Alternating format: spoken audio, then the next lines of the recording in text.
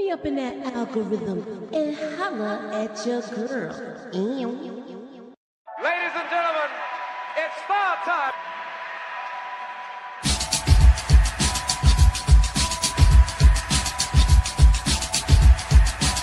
Friday, July 7th, and we're talking about Trinidad. Oh, Yes. what? Yes, girl. That's unique.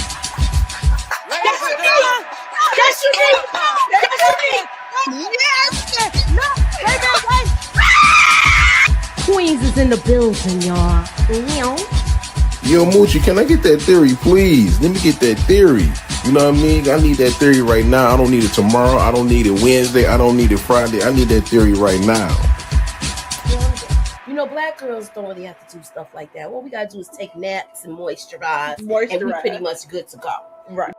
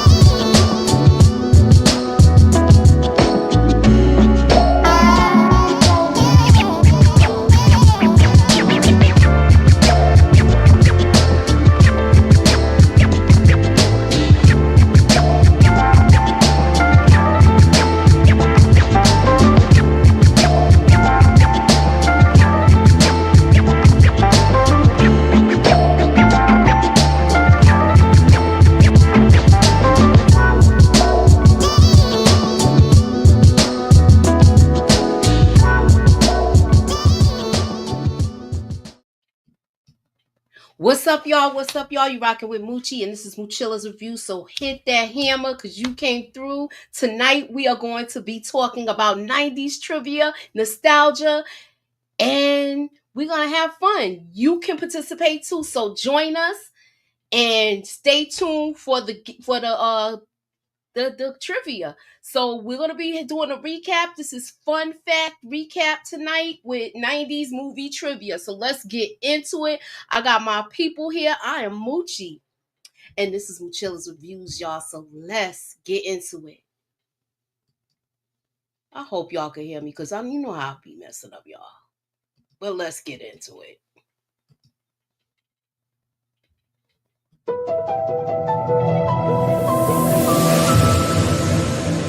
Put me up in that algorithm and holla at your girl. All right, ladies. Hey. So this is what we got, who we got so far. I did send the invitation out to the fellas. We got Tamika holding it down in the chat. I believe she's here. We got RC, Sally, all in with all I see. Make sure y'all share this live so that way we can have more people to come with the trivia. So you know, we're gonna get into juice, y'all. So what does this mean? What does this movie bring back as memories with you guys? I want to start with well, since Pretty Girl got here and she is from Harlem, we're gonna start with her. Yes. What's up, everybody? Hey, Moochie, fire intro. I love the clips in the beginning. That was great. Thank you. Juice. It's just like when you go, like just get grandma's like your favorite dish from your grandmother's house. It's just it just feels so homey. Just seeing just my neighborhood. My mom met Tupac on this set.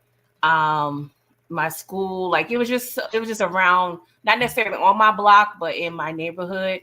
So it was just good. Just it's always fun seeing where I grew up and just iconic locations from my neighborhood, iconic actors. It just rewatching this because I haven't watched it in a while. But like this soundtrack is so fire. The music, it's just one of the hood classic movies, and I'm just so grateful. Just just one of those things, and I know you can attest to this, and a lot of people in different areas, but just something about being proud from, where you from, not just with Jews, just, just Harlem is just an iconic place, and just so much history and foundation. And I just love this movie. Like I'm ready to get into it. All right. And what's your take on it, Inga? Hey, everybody, what's going on? Well, my fun fact or take on it is, or it's a little something that people don't know. That Tupac was my boyfriend. We was going out during this time. We was dating. For real? Or are you just in your head? he was my boyfriend, and we was dating and we was in love. And we was going to get married, but things went crazy by the time he went to Vegas. So I'll leave it at that. Thank you. So, rest in peace to my baby. Yeah, I know you got my mouth watered for some gossip. I know, right? To me. I'll get y'all all the story. I was like, girl, give us the details. Give us the juicy details. Yeah, he was fine. He was a good kisser and everything. He was real fine. Girl, let me be quiet. So, rest in peace. I miss him so much. Y'all know how much I love my Tupac. That's my baby. Now, I love this movie. What year it came out again? Either 91 or 92. I can't answer those questions because that's part of my trivia. Oh, okay. Well, I'm gonna leave that one alone. See, I look. know I was an adult when it came out. I was grown, but I remember going to the theater and seeing it. And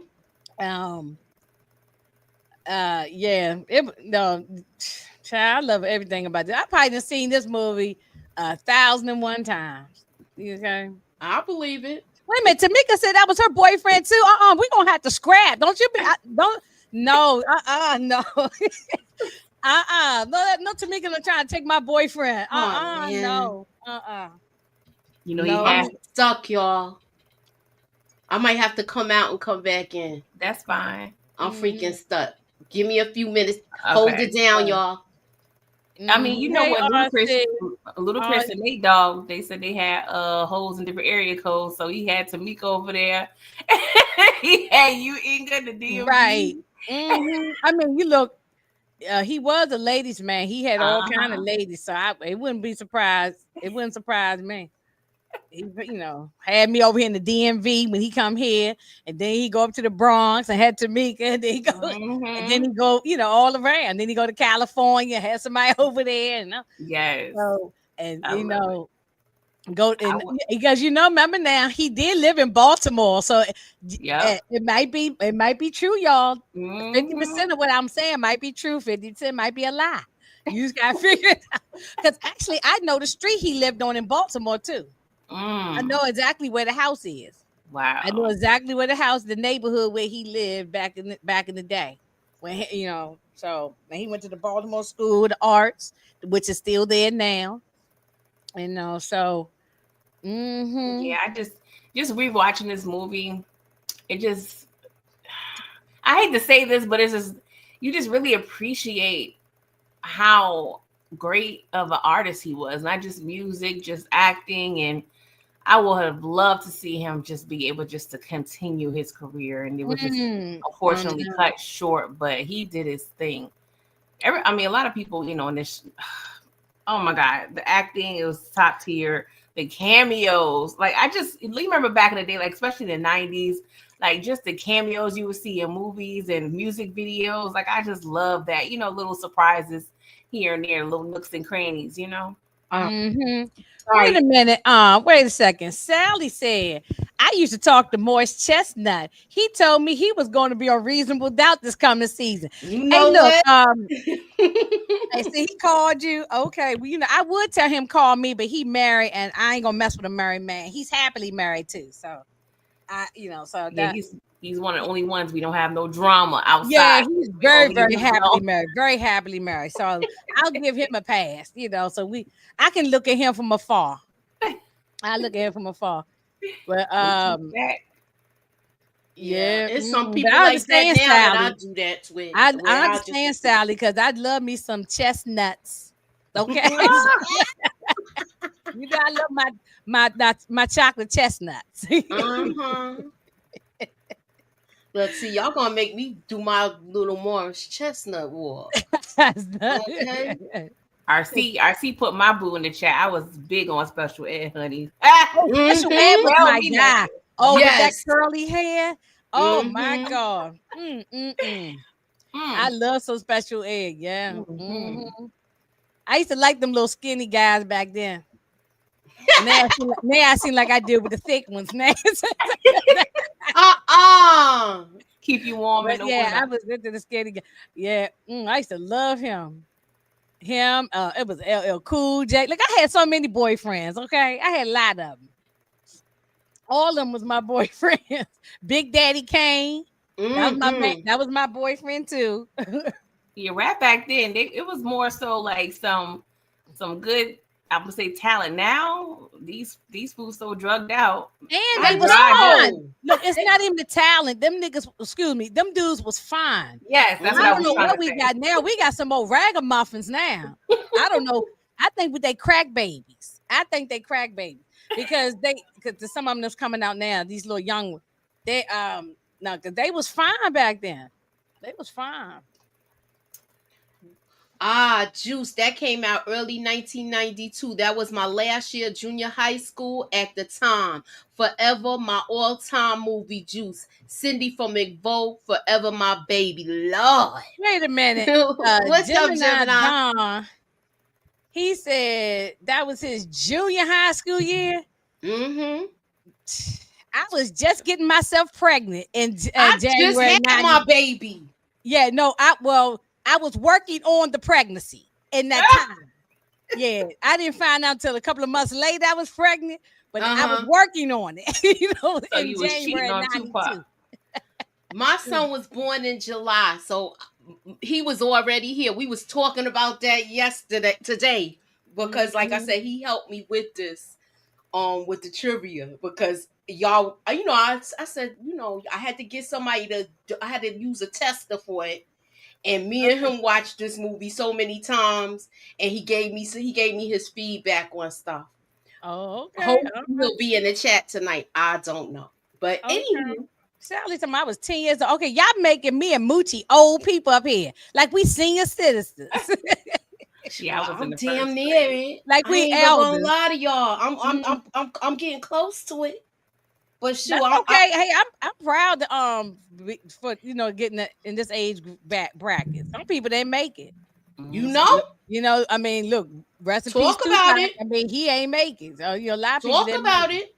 So I'm proud of it. So give me my AARP card. You know what I'm saying? Okay. I ain't got no problems telling my age or anything. It's a great thing. I got that. Look. True. That. He said I was in my pop sack in 92. Oh Lord. You was just an itch in your daddy's pants. I know, itching for a scratch. Oh, it's all good. I like we got people here that's all ages. It keep us young too. You know what I'm saying? Exactly. All ages, yeah. Oh Lord, Fredo, I wasn't even born. Okay, that's okay. Well, we can school you, Fredo. We can school you. I was in the second grade. Girl, if you don't stop it. But you said second grade? Yeah, because I was in the first grade when they filmed it, you know, because my mom, like I said, she has some behind the scenes stories of this. So, yeah. At least I was born, y'all. Yeah, that's Okay, you was. You was born. You was born. Dad, you was in the second grade? Yeah. Oh, Lord, I feel old. No. I'm 40. I'm 41. Mm-hmm. But you know this movie, even though there's some people in the chat that said I was 8 years old, 10 years old, I wasn't even born yet or whatever, this movie still stands up though, because it's like it's still relatable to today, and it still stands up. Yeah. You know, as far as, you know, it just, I mean, except it may be one thing that don't, and I guess we'll probably touch on it if you get to that part or whatever. But it's but this movie does stand up as far as, you know, like what's going on in the hood and how people act, what's going, you know, all that kind of stuff. So yeah, I love and these type of films or just things in general can like bridge the gap, I guess. Like, don't judge me, but my nephew was in around when I was watching it earlier today. And so he played his little game, but it was intriguing to him. And I was like, you know, normally I wouldn't let him watch stuff like this. But when I was his age, when I was over here watching those, so I said, let me put his little baby toe in this movie a little bit, you know, not sheltering him and sending him, you know, to another room. So I called my mom when it was over, you know, because I had a couple of questions for her. And, you know, she on speakerphone, and we all just pretty much just, you know, having a conversation, 3 different generations about this one movie about, you know, he was just so impressed that, you know, What was his take on it? What was his take on it with it? Because you know what? It shows you friendship. Yeah. And how to handle yourself with peer pressure. That's what I'm saying. Yeah, that stands up. Yeah. That's why I allowed him to watch it, because of the message, you know. But first he was like, no, but you know something, you should let him watch these types of things, even if it does got some negative in it, not just a particular movie, any of these things. And because you're watching it, he's watching it with you and your husband, and then y'all could sit and have a conversation. Yeah, that part. Pause and say, well, this is why this is going on. Like my son, at a very young age, I had him watching Menace to Society at very, very young age. And a lot of people think, you know, well, that movie is heavy, got a lot of heavy stuff in it, but it's so much messaging in it that it's like we was able to have conversations about stuff. I never shout to them and say, you can't watch this, you can't watch that. Yeah, I think you should do it. You know, you do it as depending on the maturity of the child, of course. Yeah, you know? exactly. Right. And that's why I was like, you know, because I was like, you know, I didn't want to send him to his room, and I was like, let me just go ahead and let him, you know, if I could tell when he get pulled into stuff, when he's, you know, gravitating towards the TV versus what he got going on. So first, his first thought was like, I'm never going to New York City. I'm like, fool, you done been there 4 times already. What are you talking about? But, you know, he was explaining, he was like, you know, he was like, oh my God, all the gunshots. And I was like, yeah, that was regular. I used to hear gunshots every day. He was like, wow, every day. I said, probably. I mean, there was probably a day or two that I didn't hear one. But honestly, going to sleep at night, I would hear, you know, shots, the train, people arguing. You get all the you know, noises of the city. And I used to stay up. I think I caused insomnia myself because my cousins was out there in the streets. And I was like, you know, a little kid. So if I didn't hear I would not sleep until I hear the key in the door. When my husband must be talking about me. When my cousin used to come through the door, I would be able to go to sleep because, you know, I always used to think like, is he involved or was something going on? Because, you know, you hear, you know, his friends was getting shot at, and you know, it was bad then too. So yeah, it was kind of. I mean, now I think about it, I'm like, dang, that's kind of traumatic, but it was normal, you know. It was a normal thing. Yeah. All right, so let's talk about the family dynamics. Q's and Bishop's family. We know it seems like, well, it look at the way we see it. Q came from a single parent home. Yeah. But his mother was instilling all of these things in him as far as getting an education, getting a work skill, getting up for school and getting to school on time, even though he was late. So she was making sure she had her, she, to me, she was trying her best to discipline, to keep him in line. Yeah. As far as they came from two different homes, Q and Bishop. Mm-hmm. Give me a take on Bishop's family, Inga. On Bishop, well, he looked like he didn't really have, I don't know anything about the mother, but he had grandma. Remember, she was in the kitchen cooking breakfast. Mm-hmm. And then dad looks like he might have been going through maybe some mental health issues or just something going on, because he didn't look too right. He just sitting there staring at the TV. I don't even think he was really watching TV. He was just staring, like, just off into space. And I think he probably, I think the father did. They didn't say it, but it was implied that the father might have been a little cuckoo for Cocoa Puffs a little bit. And so I don't think he had a mother. I think his grandma was the one who was, caring for him. Right. And that's why he did whatever he wanted to do. He didn't go to class. He ran the streets. He didn't have no supervision. I mean, even though like with guidance. Q had his mother, but I ain't see no father in the picture. So that's probably why she couldn't rein him in either, because there was no dad. Exactly. Do you have anything to add, pretty girl? Yeah, and another thing with Q's dynamic too, he also had an impressionable little brother.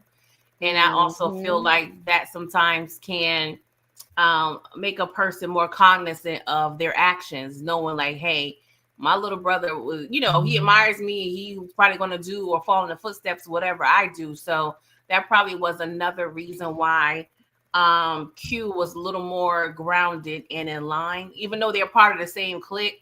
You could tell differences in the two. Like you would see like Malcolm X posters in his room. Like some of the things he would say would be educated. Well, have more sense than what Bishop was talking about. You know what I'm saying? Mm-hmm. So I definitely, I love the fact that they really showed the family dynamics. I am curious what happened to Tupac's mother. I don't know if she was, deceased or strung out. I thought that would be a pivotal piece if they could have probably put a line in there kind of explaining, what happened to her. I mean, they put writers, they take their, liberties with their art. So I'm not going to critique it like it. The movie needed it, but personally, I would have liked to have known, because that psychology of the movie is very important to me. I agree. I agree with that too. Mm-hmm. So let's talk about Raheem and his family. It's like a whole bunch of people living. You know how it is. A bunch of people. What was he like? Puerto Rican, probably. I think it was him and his sister and mother. Mm-hmm.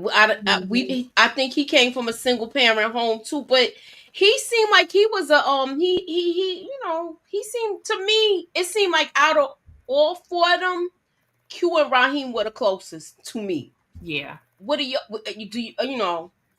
as far as that? Yeah, definitely. You could even tell at the repast or wake, whatever you want to call, not the wake, but when they was at the house after his demise, his family, you could tell he was more familiar with the family. But when Bishop came, he went to the mother like, hey, do you remember me? Like, if you best friends, you don't have to ask your friend's parent, like, do you remember? You could tell he wasn't really around the family, that maybe Raheem had boundaries where he didn't allow Bishop to be around his family like that. But Bishop and Q was friends since second grade, so I'm sure him and Raheem, they probably was friends around the same amount of time. But your friends, and you probably create certain distances.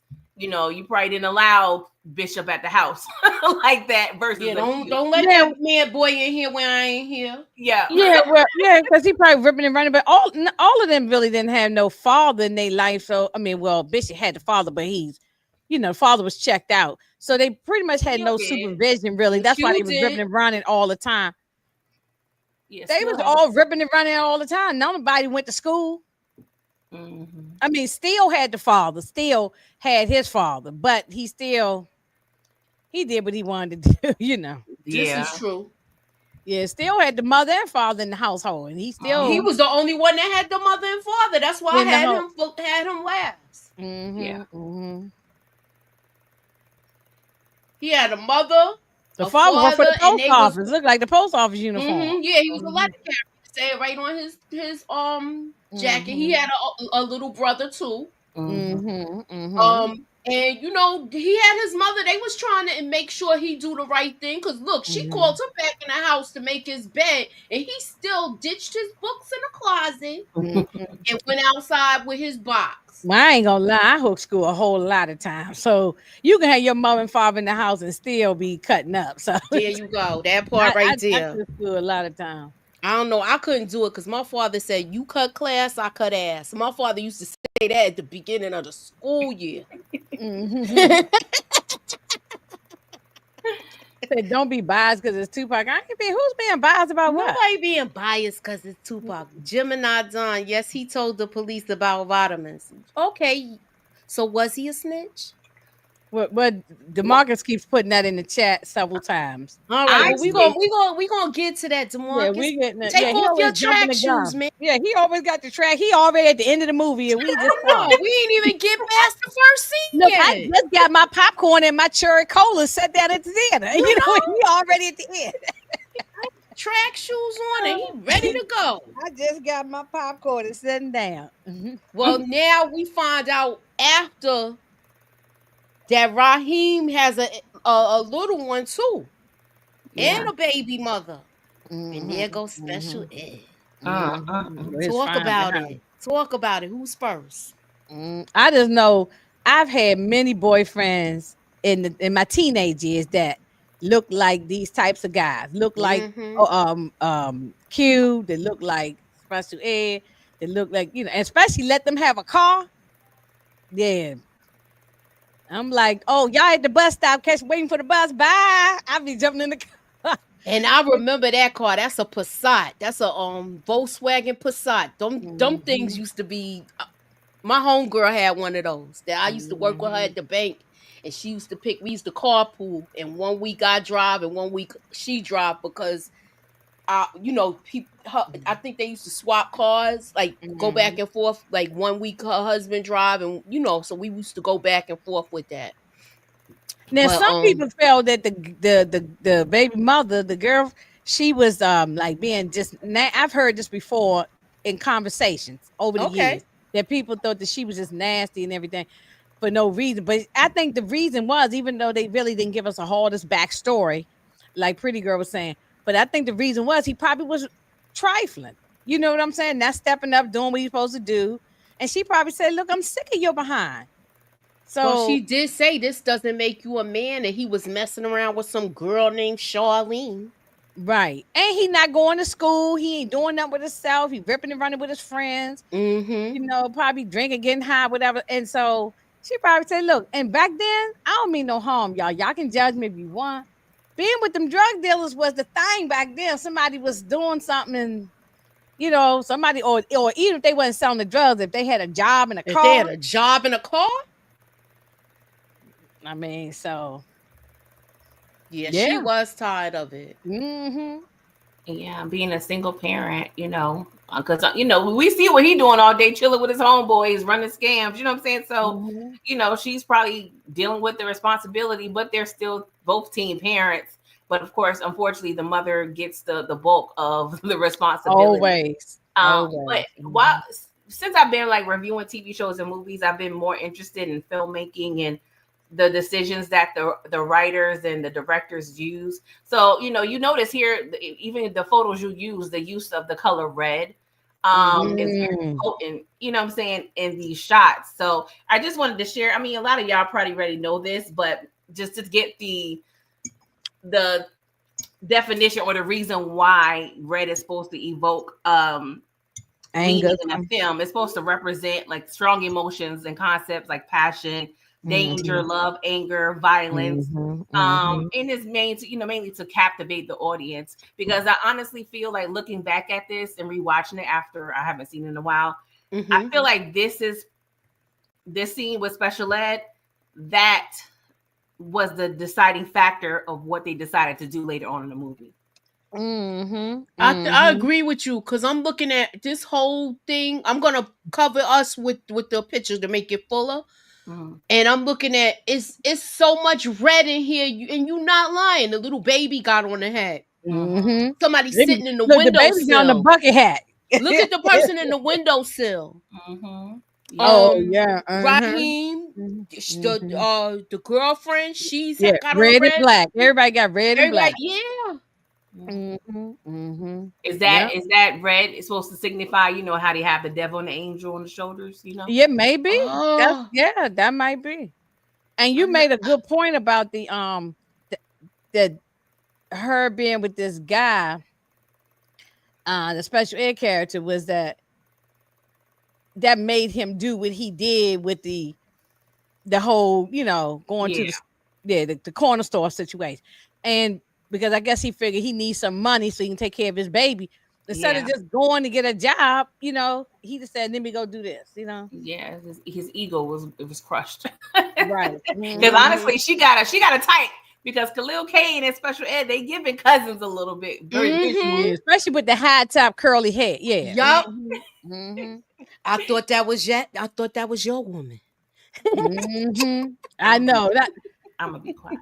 I ain't gonna lie though. Lord have mercy. You know, let me behave. I thought that was your woman. Tupac ain't making no better.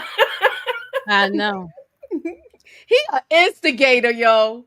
And y'all, those back in the day when the dudes would wear them 40 belows, them Timberlands, them joints was heavy. And dude was running in these. People still wear them now, but they are heavy. And then the fact that Tupac was running and flipping over fences and hopping around, jumping over buildings with them 40 belows on, that some heavy boots. They're heavy as hell, you know. Because my ex-husband used to wear them. And I was like, how you wear these big old boots like this? I miss my flat top days. So effortless. Talking about that is too much work. Yeah, he was like, she's too much work. I'm like, what? Yeah. Yeah. Let me go to the next one. His ego was bruised. That's what that was about. All right, so let's talk about Rodamans and Old Man Quillaz, y'all. Quillaz, yeah. So give me y'all take on Rodamans and how they approach Bishop. And it seemed like they do this on a regular. Who wants to go first? I mean, it seems like Rodamans crew, they kind of like the more dominant, you know, was several of them versus, you know, 4 of, you know, they probably a little older. You can't really tell, not too much older, but they definitely was, you know, was able to punk. And I was watching something and there was a debate whether Bishop and Q and them was at a gang, you know, and I'm like, I never considered them a gang. They were just a group of friends. Group of friends. They wasn't a gang. They have a gang with 4 people. Yeah, even Q said it himself. We are not a gang. Yeah. No, they did. It was just 4 best friends hanging out. Yeah. Yeah. So Rodamans and his crew, you know, they doing what they do when it comes to Tupac, and that's kind of how it is sometimes when you lacking by yourself. You know, it's to your detriment sometimes. And shout out to Trench making an appearance. No, and Rodamans actually, they was a real gang, supposedly. It was actually a real gang. So it was. And something I also learned in the past few months when it comes to filmmaking, and the actual term leaves me, but in filmmaking, they say if you normally show a gun in the first act, it's going to reappear. So you see in this scene, you know, Old Man Rodamans, he, you know, puts, I didn't mean to say that word, sorry. He puts the blicky out and you see the blicky out. So normally when you see that in the beginning or the first act of a film, it's going to come up again for the most part later on in the film. And another fun fact was that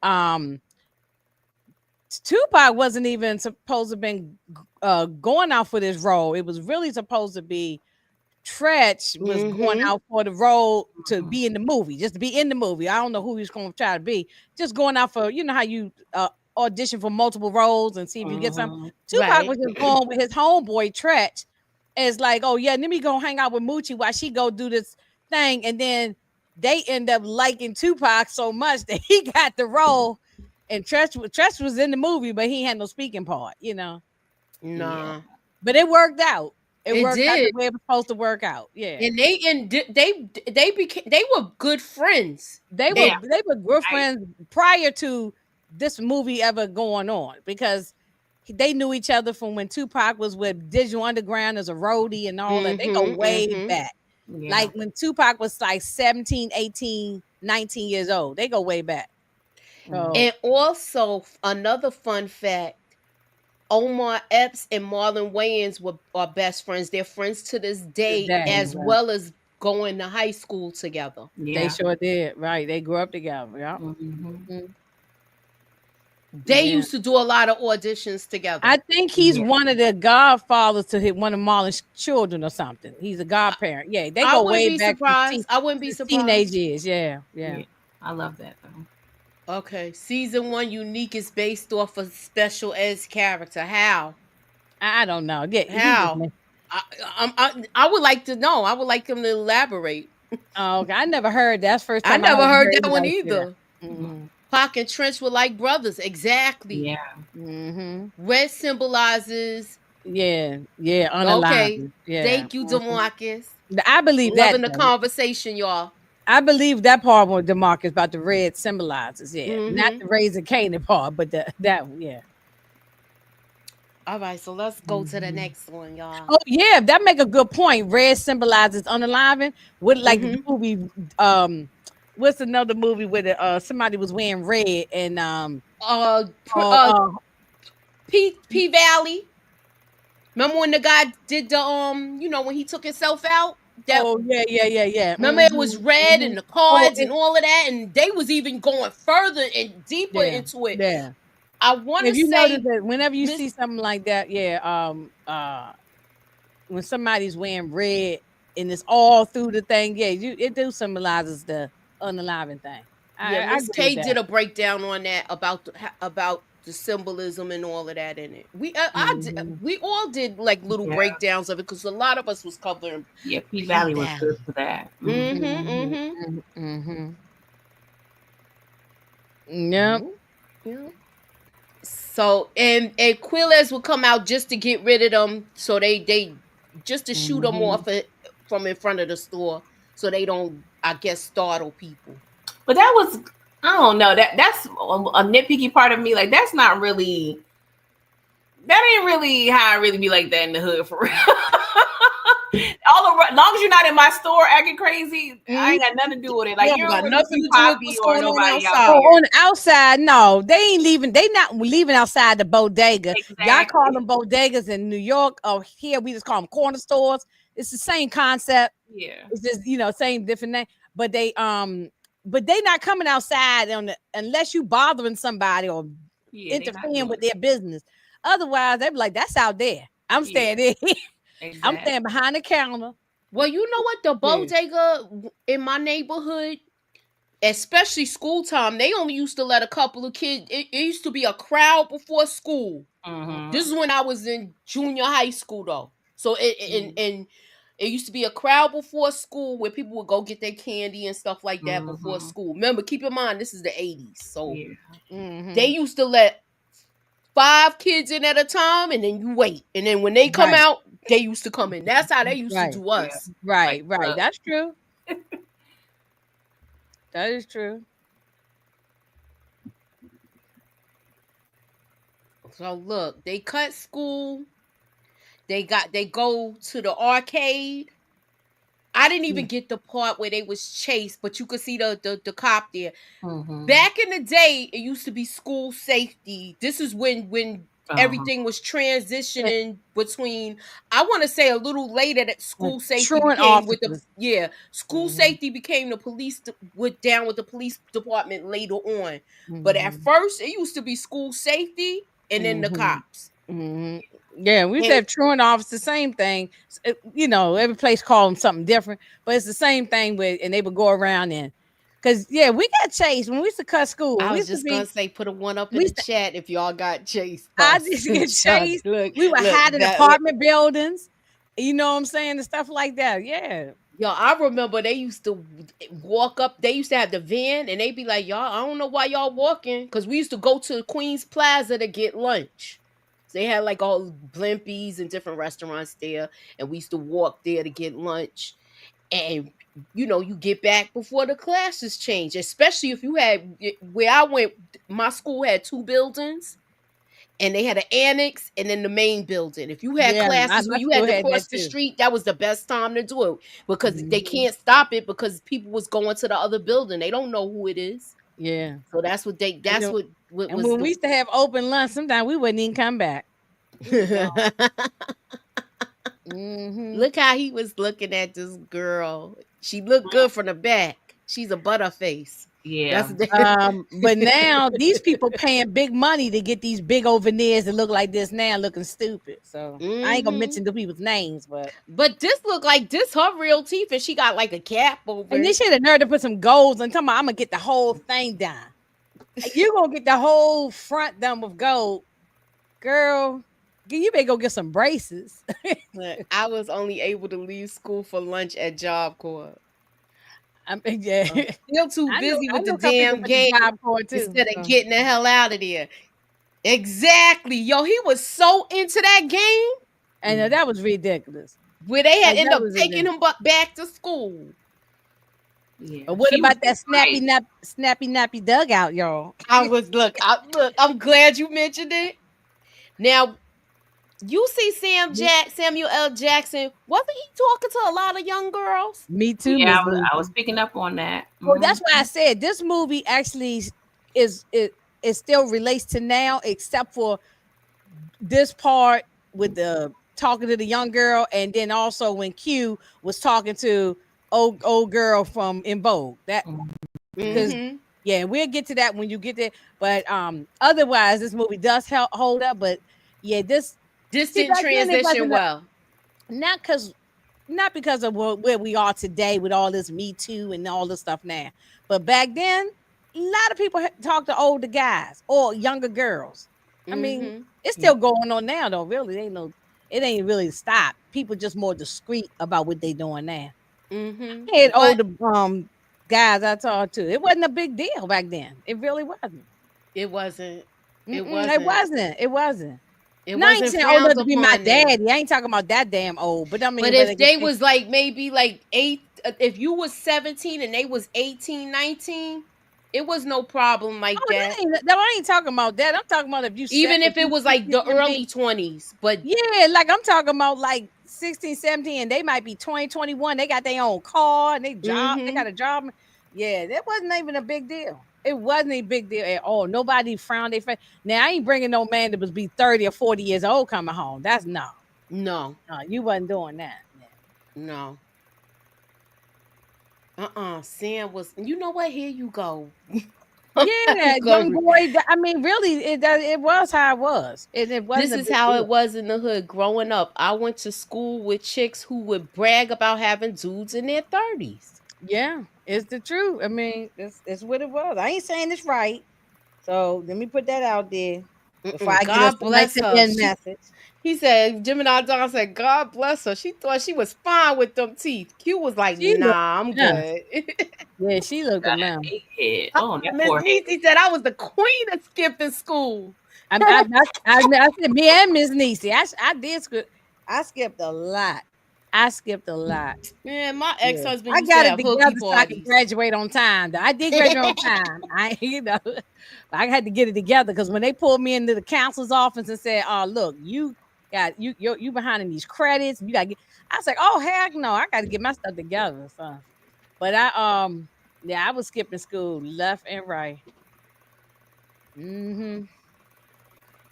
All right, let me go on to the next. Damn, I was bad. When I look back, I was bad.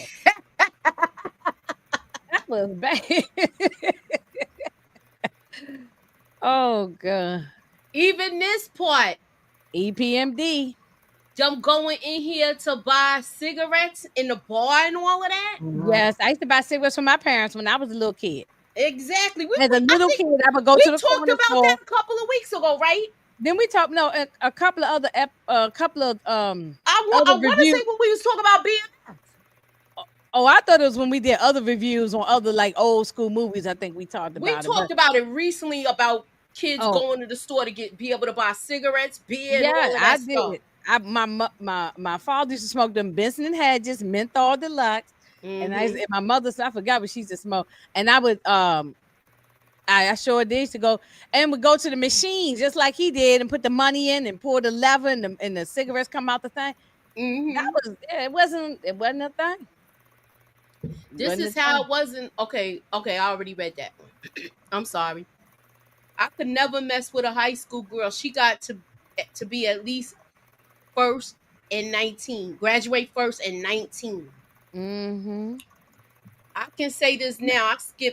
I skipped 2 classes in junior high school chilling with a good friend of mine.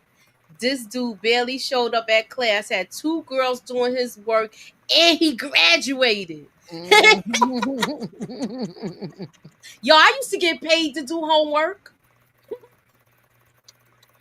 Especially in high school. Mm-hmm. I used to be, I'll be like, look. Man, me and Miss Niecy on the same page. I had to go to summer school too. I went to summer school 2 times.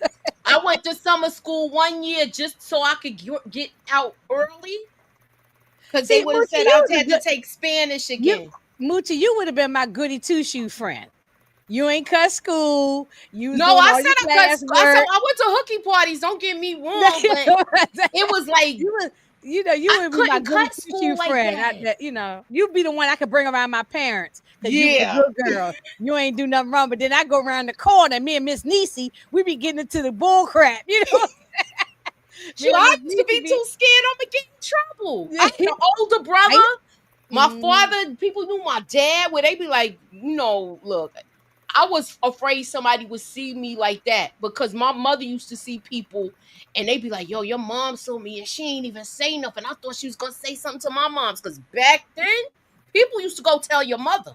Oh, yeah. No, your neighbors. Could go tell you, I got it busted with a neighbor who told on me that I was home from school one day. And I'm like, why that lady mind her damn business? You know what I'm saying? But she told on me and I got into her.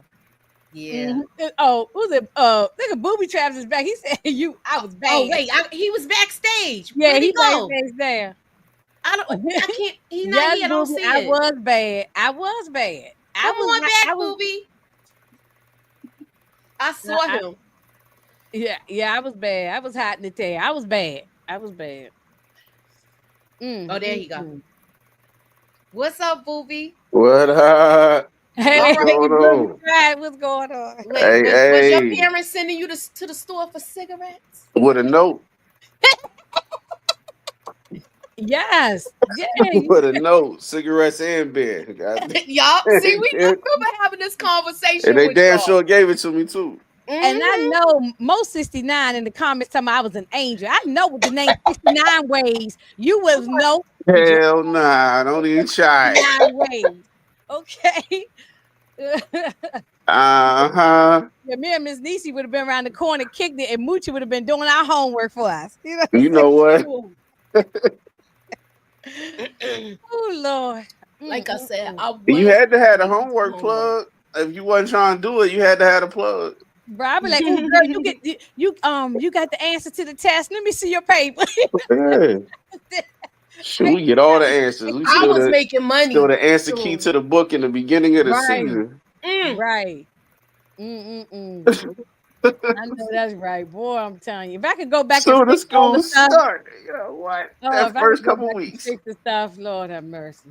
We looking for that. Oh, where the book at? Okay, that's the one they keep looking at. All right, that's the one we snatched. Look at how he trying to talk to the girl. You see? Oh, he was a player. He was a ladies' man. He's GQ. She was looking at you like nah. He GQ. That's how he pushed up on him. Right? You saw how he did in the record store. Yep. Right. And Blizzard just got out. And he Blizzard was tripping. Yo, give me the breakdown for this Boobie since you just came on. Oh, Blizzard was hot. Blizzard. Yeah, he everybody know Blizzard. He that dude that's in and out of jail all the time. He can't stay out but a few months. You feel me? But Yo, yeah, this scene was crazy. You had EPMD in the background. You got the EPMD record in Raheem's hand. There was a lot of foreshadowing, and this scene was nice. It was a good scene, yo. People need to pay attention. A lot of people wasn't paying attention to that. Heck Right, no. right. At I went to all. the movies to see this, so I remember that. I was like, "Oh shoot, EPT!" You know Oh, how yeah, you when opening you night. spotting people in the That was movie. my group. That was my group back then. Oh, yeah. I Mine still too. love them to this day, but Me too. I was heavy in it. I had the albums. Tapes. I had posters, Yeah, the the tapes, tape. all Yep. of that. Oh yeah. That's around the time when what was that? Gold Digger drop. Yeah. Exactly. But that's Rampage album. That's the song with him and them and LL. LL, yeah. I still rock their music, okay? In my playlist, in my old school playlist. I still rock their stuff. Oh yeah, EPMD they legendary. Legend, right. For sure. They go on the but Def Jam Hall of Fame. The Def Jam, yeah. They definitely gotta go in the Hall of Fame.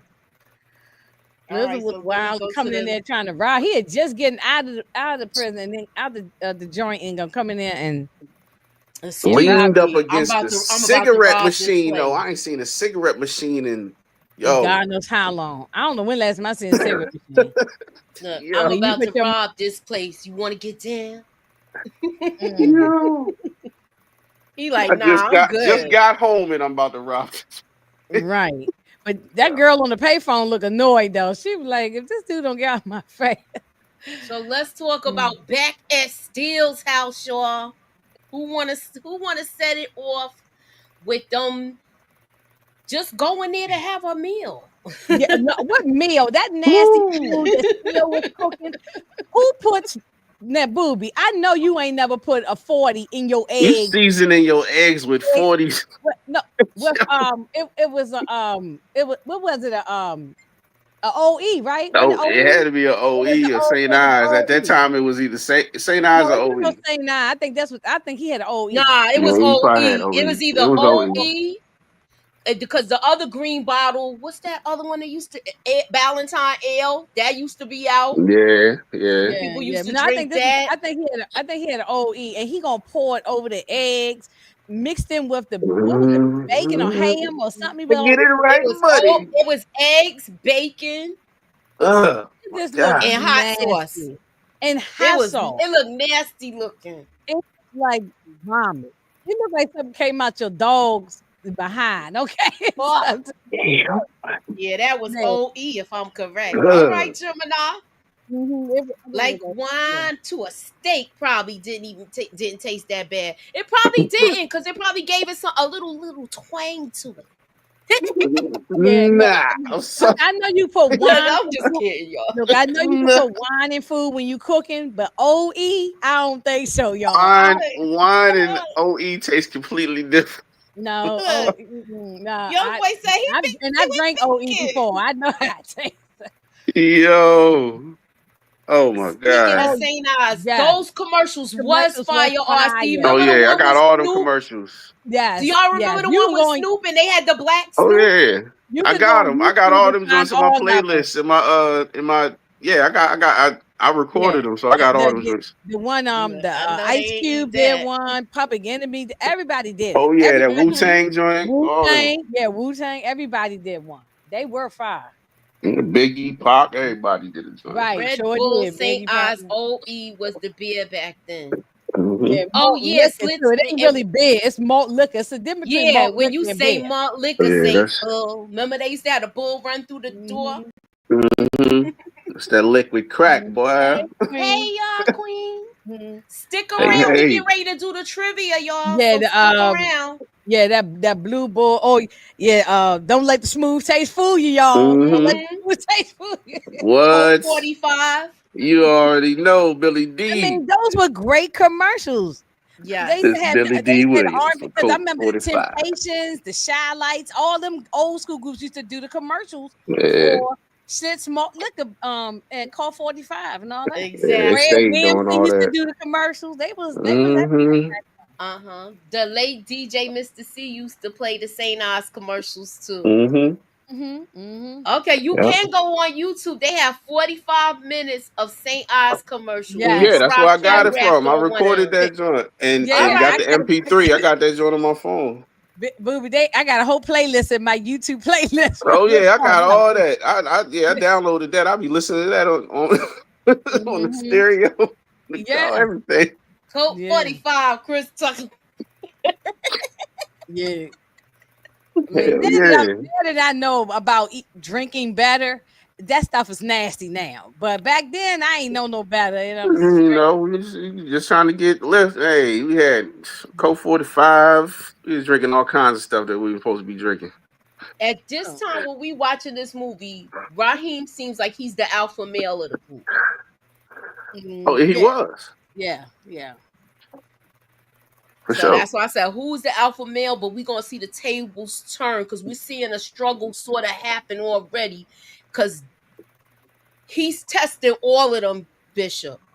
And Q's not really like somebody that want to fight. He's a critical thinker. So he's letting them know with this whole thing, talk about this is how he wanted to go out from talking about that movie and saying that, we should have been in there to help him. And what was the most famous line here, y'all? It would have been what? Instead of one. One, right. Exactly. Yeah, so I thought that was like, that was that line, that delivery was like perfect because it shut him up. The previous scene, I think, also really was the first scene that really set up the dynamic of the group when they was outside of the bar, because Q was the one that politely declined, okay, and then because he got sick. Yes, Miss Niece. Let's go, and right, he was like, nah, we not doing that. Like, what you talking about? Like, you can tell, you can just tell the intensity of Tupac. He was kind of, he will fight with Raheem to a certain extent, but he knew how to back down, to a certain degree. Okay, but PG, I want to ask you, fighter, to be honest with you. But PG, I want to ask you, what you think about the scene right before this conversation happened when he was watching that movie, the Public Enemy movie with James Cagney? Yes, so that set it up too for him to get all worked up, didn't it? Yeah, I don't want to say, I don't know if it set it up, but I like how, and I've been like intrigued how directors and writers use the use of television to tell another story or to thread the actual plot and the mindset of a character. Like, I was trying to figure out what his pops was watching in the beginning of the movie, because I was thinking it was probably trying to tell us something, but I couldn't catch.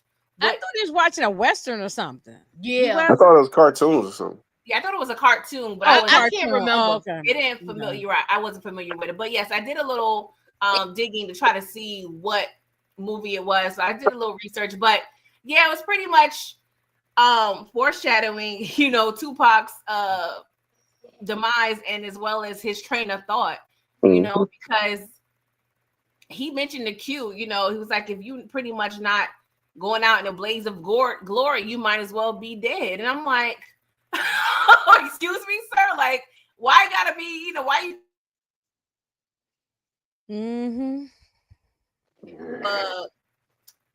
that mindset just fueled Tupac. It's like he had an inner anger in him that he was just a ticking time bomb.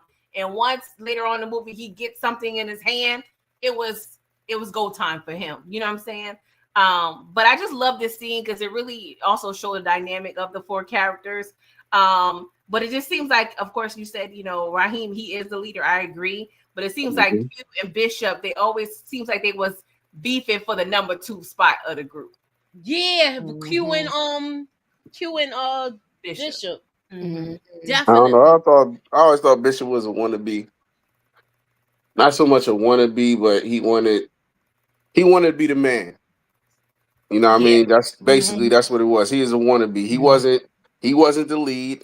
As you said, Raheem was the lead of the group. So he was trying to find his place, but even in the hood, he is a wannabe. Like, people tested him.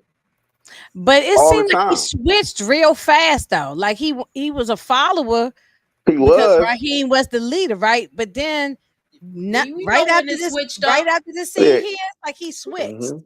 He Something switched, but it was like he was trying to be a tough guy. He wanted to be a tough guy, basically. Not a wannabe like he was trying to be down, but he wanted to be a tough guy. And he wanted to be seen as a tough guy. So Exactly. he was doing everything he could in his power to be seen as that person. Whether it was Radamez, whether it was Raheem and his group, whoever. He was always trying to make it look like he was somebody that he wasn't. I got a question for y'all though. Anybody in the chat can answer this. What would y'all would have done if your homeboy tore up your mother's house like this during this fight? Breaking the mother's lamps and tearing the house up? Oh, he'd have been in the hospital. Yeah. Man, imagine your homeboy coming in and get the scrap and your homeboys and tearing your mother's house up. Still was pissed. Yeah, he was. Because they weren't even supposed to be there. They're supposed to be at And school. ain't no way y'all Exactly. calming me down after that. He I'm was sorry. like, how I'm Still was over there supposed to hyping all that explain stuff. They calmed him down, talking about shut up, Still. Shut up. Nah, get the hell out.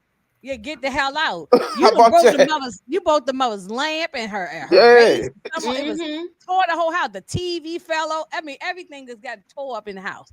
But they And I know was they knew they could do that in Still house though, because Still was Still. Yes, I remember Mad Dog 2020. Yes. Okay, we here, Inga. You ready to set it off? Oh, this is where Yeah. now that's why I'm saying. Now, see, this is the thing. This is where the what's it called? The double standard thing is. No, I was about to say something about it. With a teenage 16, 17 young girl. Remember, he was only like 16 or 17. So he'd been 20 something year old man with I think she probably was like 23, 25, something like that. She old enough to be a nurse. She was a nurse in the hospital. So and everybody been like, oh, tearing his head off about it.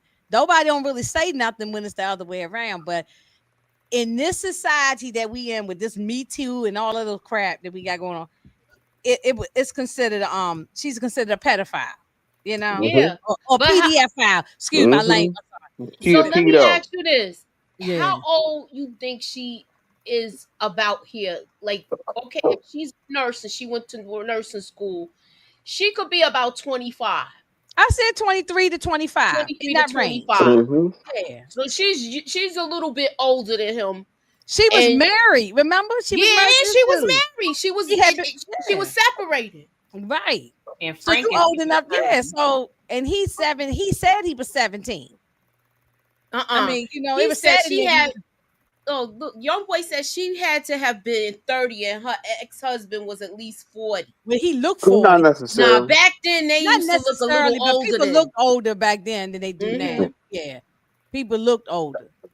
So people were more mature than they are now. So this is true. Yeah, it's but I ain't gonna lie, I had some older boyfriends like this too. Some other gentlemen callers like this too. So I ain't gonna lie. Hot ass. Look at I mean, yeah, but I only had one baby, and I ain't had my baby till I was 21. So I ain't like I was out here making babies. And nah, you was just flirting and letting them take you out to eat, and then going on in the house. I gotta go home. We was going to look, y'all. Look, I'm gonna take y'all way back. They would take me to the Sizzler and the Ponderosa. Yeah, Ponderosa, right? Y'all just old enough remember Sizzler and Ponderosa. Wow. Exactly, yo. That was like a big time. No, going to Ponderosa, you go to get your steak and potato, your salad. That was like a thing back then. Yeah, back then, yeah. That was like Ruth Chris back then. I'm talking about in the 80s. Nah, you talking about Chesapeake Bay. Something like Chesapeake Bay. Yes, and I'm sure in New York, y'all had y'all little spots up in New York where it was like.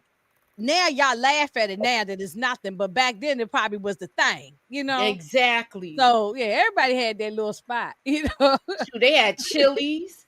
They still got that some places. When you're 16 to 17, 18, you think you're doing something or going out to a little restaurant. You ain't going to McDonald's, so you think you're doing something, So okay. So Gemini Don says, I was half hating on Q because he was with my baby. Yet I'm at the time like, yeah, Q. However, if the roles were reversed, they wouldn't have allowed this in the movie. Oh yeah. Now if they had to redo this movie, they would have to change all. This wouldn't be in here.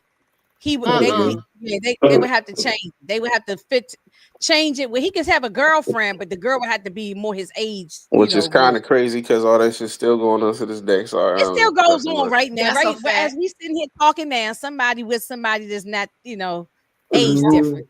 Did y'all peep the music that was playing when they was on the bottom left? Don't be afraid. Bottom right. Don't be afraid. Look, I'm glad y'all go. Oh yes, yeah, I remember the song you said. Yes, yeah. Yes. I mean, look, the soundtrack was fine. So. Oh yeah, soundtrack was always crazy. I guess Frank traumatized her so much she went completely opposite. She was like, "I'm getting me." Yeah, because he probably was acting like her damn daddy. I mean, he looked like a father, like he looked like a square. You know what I'm saying? Like Frank from Moesha. Yeah, he do. He looked like Frank from Moesha. And shit, you got young Omar Epps. Oh, young Kickman, please. And that's why he's dealing with these women because he's not in school to deal with girls his age. So girls his age, exactly.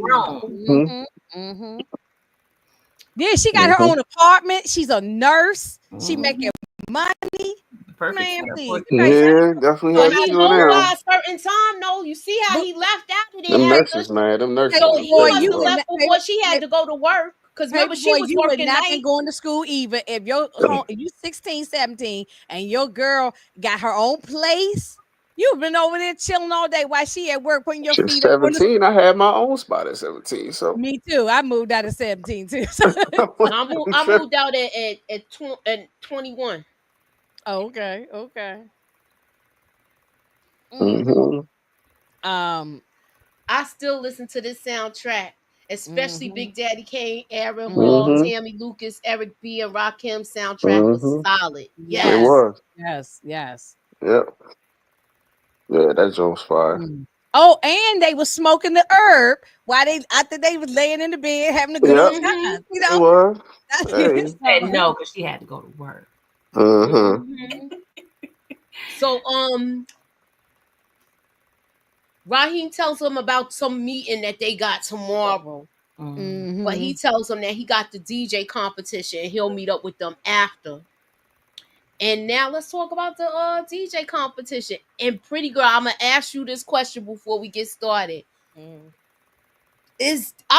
think this is Harlem, the 125th Street Depot. Is it? Because I don't think it's 120.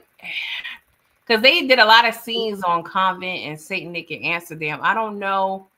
Or is it a spot? But I do know, like the scene where he was pointing at he was with his crew and he was pointing at the posters. My mom said she watched that scene from across the street because she had just dropped me off from school because they was filming right around where my elementary school was. But this particular spot, I can't place it. But I do love, the scene Queen Latifah. They have Flex Alexander. It's funny because we just saw him. He had a little viral moment on social media when he was DJing Johnny Gill's birthday party. The DJ thing. Okay, wait a minute. Read Gemini Don. He said which street it was on. Yeah, I just said Convent Avenue. You said. Oh, okay. I'm sorry. It's avenue. It's like street numbers and it's avenue. So Convent Avenue, Amsterdam, Saint Nick. So these are all the avenues that pretty much that they filmed on in this movie. But I can't place this specific scene. I can't. I feel like it's. What was it, like an empty warehouse building or something? Nah, that's a depot because the way it's painted and all of that, that's like the side of the depot where they fix buses and stuff. That's why I was like, it either gotta be 125th Street, but she's saying where they are. I'm trying to figure out what other depot is out there like that because I know it's a quite a few of them in Manhattan. So it's like I think I want to say two or three because you got Gun, you got that's the Bronx. You got they had one that was by the West Side Highway, and then they got 125th Street, and then it was it's a lady. Do you remember the lady that used to take care of the babies? Clara, I can't think of her name right now. but she used to take care of sick babies, and they named the depot after her. It's Clara or something. I can't think of the name right now. I like how Queen Latifah cursed out Flex Alexander in this in the scene. She said, "Look, your stuff was whack, okay?"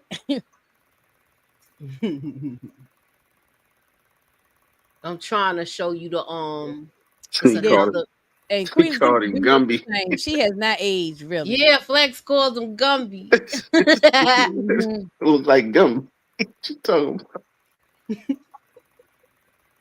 She said his stuff, he was whack. His DJing skills was whack. She said, Oh, yeah, she went in on it. Yeah. Yes, she did go in on help. All hail the Queen. That was my. I've rocked that first Queen Latifah album down to the ground when it first came out. Oh yeah, that was fire.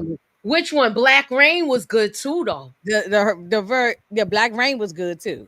Yeah. This is when the dynamics changed. I'm talking about her very first one. Well, ladies first and all that. Yeah. This is when the dynamics changed with them two, with right here, Raheem and Soon as he got the hammer, that's when he felt like he had the power. It seemed to me it changed when they had that fight up in Steele's apartment. Yeah, and from that moment on, he ain't never been the same. Yeah, he felt like he could take him. Like he could take them all, especially the part with Raheem. And Raheem was just trying to stop him and Q from getting it going at it. Oh, excuse me, Moochie. Miss Niecy said Clara Hale. Is that who you talking about? Yes, that's who it is, Niecy. Thank you. I didn't want to. I wasn't sure about how the name was pronounced. That's why I know it was a depot out there named after her. All of these other black female celebrity getting Botox and messing up their faces. Facts. Yeah, but not Queen Latifah. It's the younger girls that's doing that nonsense. Yeah, they keep messing around. When they get my age, their face gonna be looking like an old leather shoe. That's all good. Right. With tattoos on it. Dumbass. I can't Bishop got that hammer in his hand. He went super. Yes. I love the blocking on the bottom right, where you see he's kind of at the forefront and everybody else in the background. Yes. And still got on that red, child. And he was like so worried about being holding the piece. I know. When he was like, "Why you gonna let him hold?" He was like, "Cause I already got it." He already had one, but we didn't get to that part one. Yeah. He had one there. He had one already there. Yeah, that's what I'm saying. You could see it in his pocket. So I'm like, why he needed to hold both of them? It's like, yeah. And see, when you walk around with them big 40 belows on, then you can put your your tutu in your boot. You know what I'm saying? Oh yeah. You know, don't tell. Look, I don't want to tell y'all how I know about tutu in the boot, but I ain't getting into it. But hey, that's easy. I know how you know. Mean, yeah, my ex-husband used to have the tutu in the boot. He used to walk around with them some heavy boots, like I said earlier. Before they you are. Those is heavy. I mean, he was running and jumping fences with them, jumping over buildings with them boots on. When you're young, it ain't nothing. I mean, even older, it's like wearing ankle weights, basically. This is true. Okay, Jim and Adon said this is also what made Q deal with a tough decision. He didn't want to mess up his opportunity as a DJ.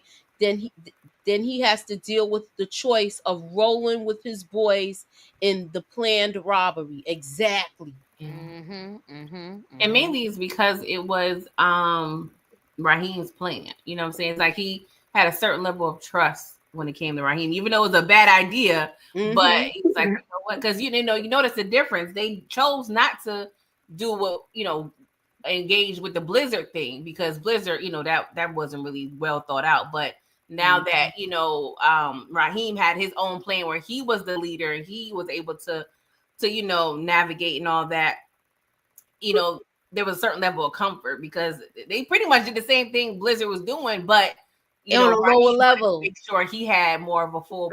Like, how broke was these dudes? Though? Y'all robbed a corner store, bro, and it's for y'all. What the cut gonna be? And y'all, it's a corner store. Y'all not keep like robbing $100 Fort in there. Knox. Like, yo, remember they put all their money together when they was playing, when they went to the arcade and was hustling. Yeah, You was selling like, tapes. damn, They bro, put their y'all. money together to go to Steele's house, and it was like $25. But okay, we ain't talking That's about crazy. we ain't talking about the mixtape, Moochie. Did we ain't mentioned that, did we? No, we About didn't. the guy how he used to do all the mixtapes for all the parties, Mhm. and the girls, you know, would be getting it in, the guys be getting in with the girls. Them mixtape parties used to be fire back in the day. Oh y'all. yeah, what house Yes. party mixtape? What's Tamika not talking about that one time. Tamika know I'm talking about Mhm. them mixtape parties. So I used to go to house parties. Yes. Hey, those are the spots.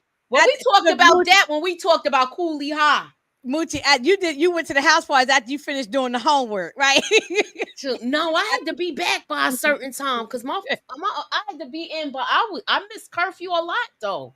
Shoot. Mhm. I told you they had to send a search party out. I wasn't an angel now. I had my moments where I did stuff, especially in the summertime. That's when I used to run them Oh up. yeah, especially the summer. Oh. Ain't nobody trying to sit in the house in the summer not when you young. I give a damn. I'm at where I'm at, and I be where I be. Right. So he makes the DJ competition, and he wins in the first round to go to the next round. They got this Did y'all whole notice that robbery red alert planned is out. up in there? Does anybody remember the breakdown of the robbery? How they planned and how they planned it? Yeah, they had the time set. I believe it was around 11 or right after 11. Raheem, he said the police they pretty much circled every 2 minutes. So 2 minutes, the plane was to be in and out within those 2 minutes. So I don't recall if they specified who was doing what in there, but that's what I remember in terms of like the actual plan. I don't know if they thought about how much bread was gonna be in there. I probably would have got me some quarter waters and some other stuff. You know, That just Still was just worried about the damn batteries. And all he had to do was put them jokers in his pocket. He didn't have to say nothing to them. But I don't put my track shoes on. Yeah, I mean, Moochie, did you notice there was red alert was in the crowd? Mm-hmm. Who else you see? I'm gonna cover us to see if y'all get a scan of who's who in the audience. It's Ralph McDaniels, Red Alert. Yeah, Ralph McDaniels was there. Yep. And there's somebody else in that next to Ralph McDaniels, but I don't really recognize them. Is it? Oh, wait a minute. Let me see. I wouldn't be surprised if that's Nicest, one of Nicest. It looked like might be Greg Nice. I mean Smooth B. It looked like Smooth B. It looked like Smooth B. Yeah, that's what it looked like, and I know he from Harlem. Yep, Smooth B. So yeah, and a lot of these this scene and in the last party scene, they used a lot of neighborhood kids as extras. My mom said a lot of her friends was picked to be in this movie. Really? That's fine. Yes, DJ Jazzy Joyce is there too. People don't talk about her enough. They definitely don't. They don't talk about her, but they talk about the legends and DJs, especially as a woman, as a female. They don't talk about her. Yeah, you know. They barely talk about Spinderella, and she had like a whole gig in Vegas after she split up with Salt and Pepper. Yeah, I know. Yeah, she did disrespect her. Yeah, they were gonna use the party as an alibi. Exactly. Right. Right. Yeah. Okay, so y'all keep that all in mind. They go to let me go to the next clip.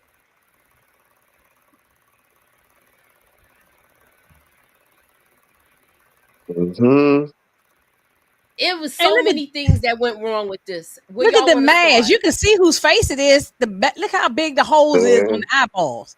You can see.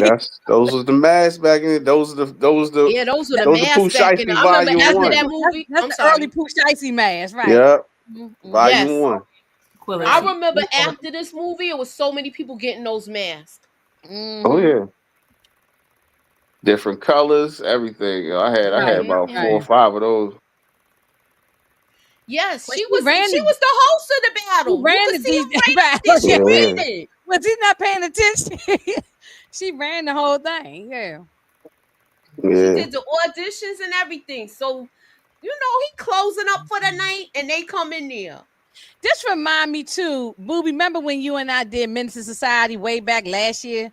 Yeah. And on my channel, and y'all gotta go back and watch it. We was up there about 3 hours. We had a good old conversation. I remember that.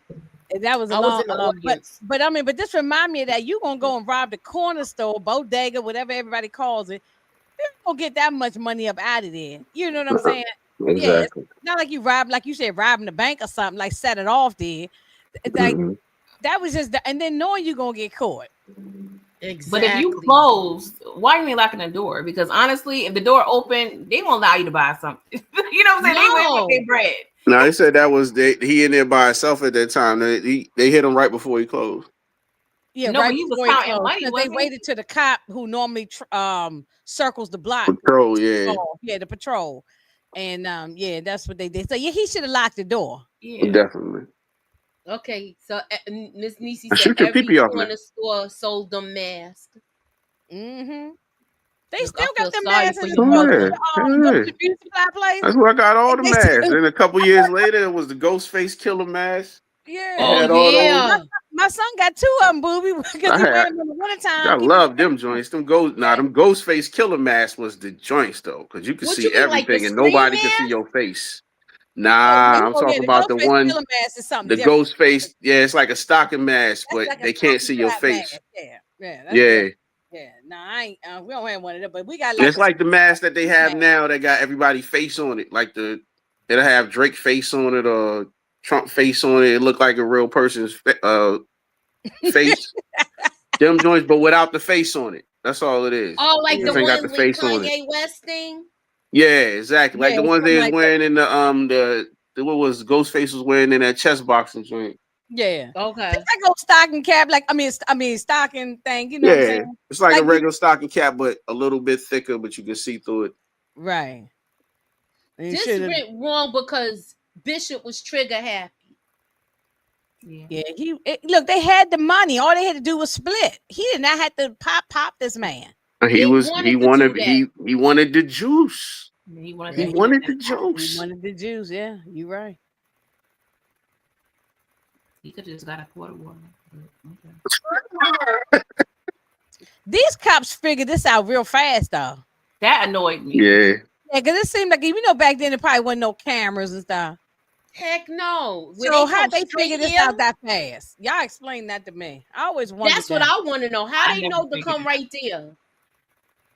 I never figured it. They had kind of the perfect alibi. The only thing I would have said when when he won the first round, they was all mean mugging, like, we about to do. I mean, y'all could have blended in, act like y'all was, vibing. Y'all was over with the mean mugs. But other than that, I didn't understand how they found Raheem so quick. And then, and before, Q got, it was a lie. I was like, well, they found Raheem. I think they found Raheem quick because as soon as he shot him, somebody turned on the lights and they was looking out there to see who's out there.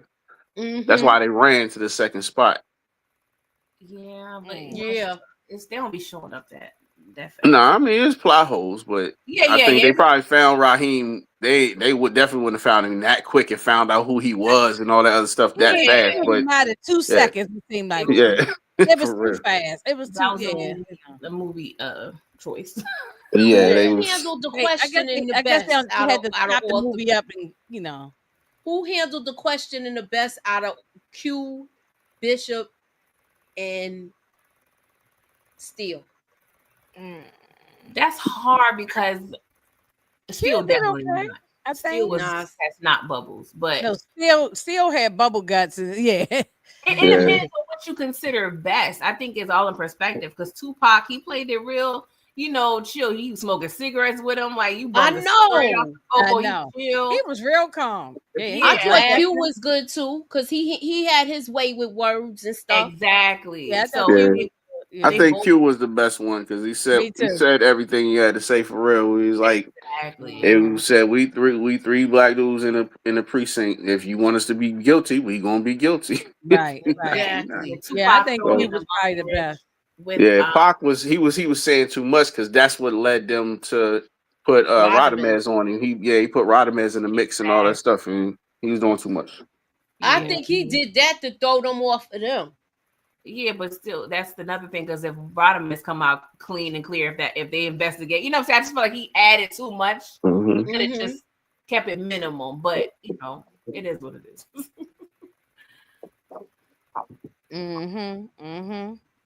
All right, I think this is dwindling down to the last bit, but we know what happened. Yeah. So this, I think, I want to say that part where he had the other gun.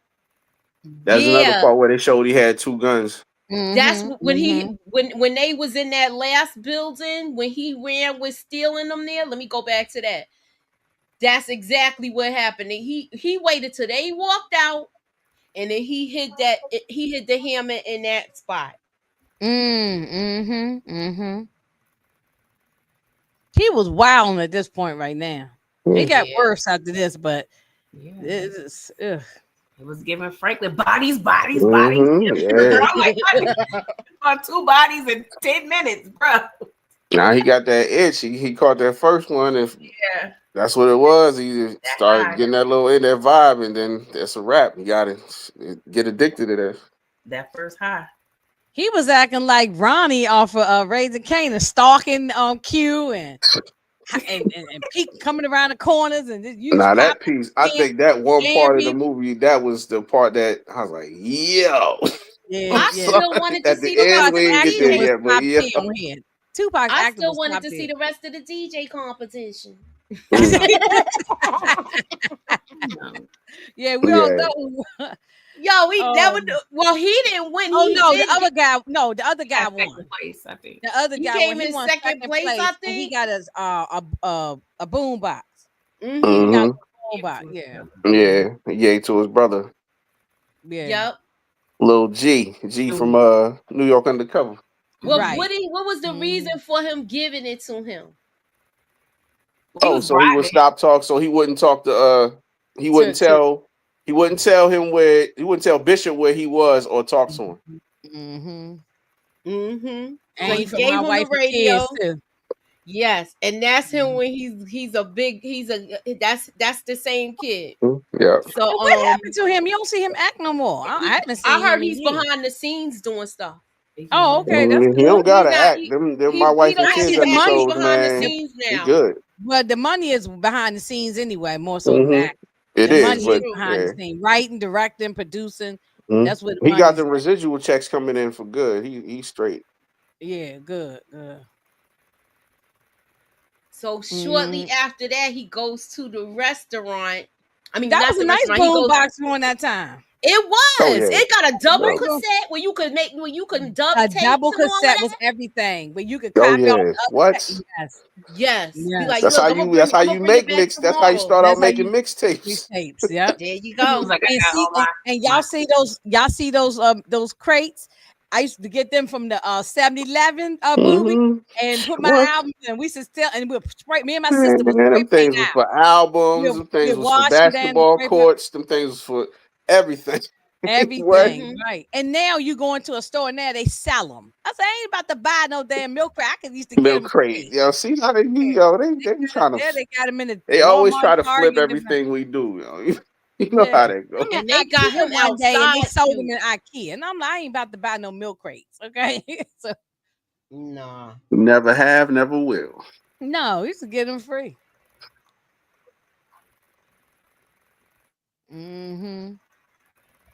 Yeah, he was tripping around this time. This is when the power. I was glad they left him like this time. Me too. Yeah, well, they were scared of him at this point. Well, not scared, but they was just they knew they he was didn't tripping. want to deal with him. You know, they ain't even so much scared of him. It's just like, man, he tripping. I don't want to be around this dude. He just murked our boy. And then he acting like everything is everything. Like we ain't all grow up together. You tripping? Yo, what? Nah, bro. What you say? She was asking a question. I forgot what I was gonna say. Oh, yeah. Double bad. Yeah, well, I'll come back to it. Okay, this is called this is the last thing.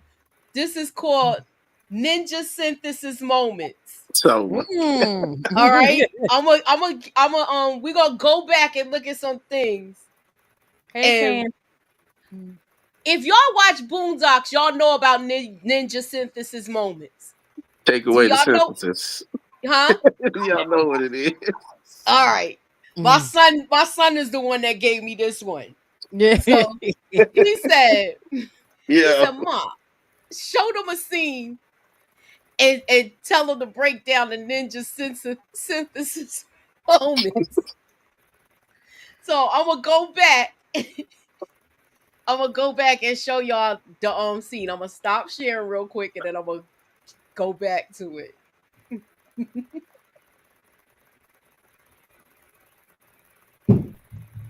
We're gonna go to the first Ninja Synthesis moment.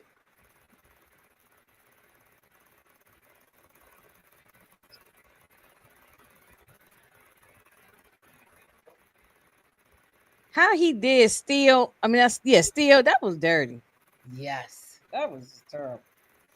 He was scared of him, though. Yeah. Remember the arcade part where he was like, "Yo, Q, you need to come down here because I'm scared as hell." Mm-hmm. Now, wait a minute, y'all. I want to ask y'all a question. What about the lady who he bought the hammer from? Everybody had a little. There was somebody in the neighborhood you could get the stuff from. Sweet. I didn't never buy one, but I knew where people would go and get their stuff. Yeah, it was Everybody knew who Sweets was. Mm-hmm. This is the first Ninja Synthesis moment.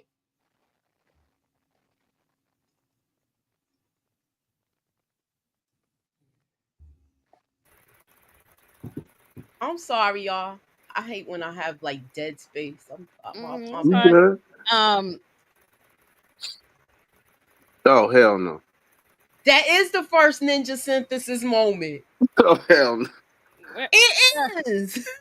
Wait a minute. Nah, his whole that scene right there in the bottom right hand corner, that's real. That's a real reaction right there. I know. Did you see how he looked when he saw her? Yeah, that face. Her teeth was crazy. And then from the back, she looked fine until she turned around. Mm-hmm. That's so disappointing. You said disappointing. Yeah, that's why you'll never holler at nobody from the back. She couldn't even close her mouth. Her teeth hey, yo, short.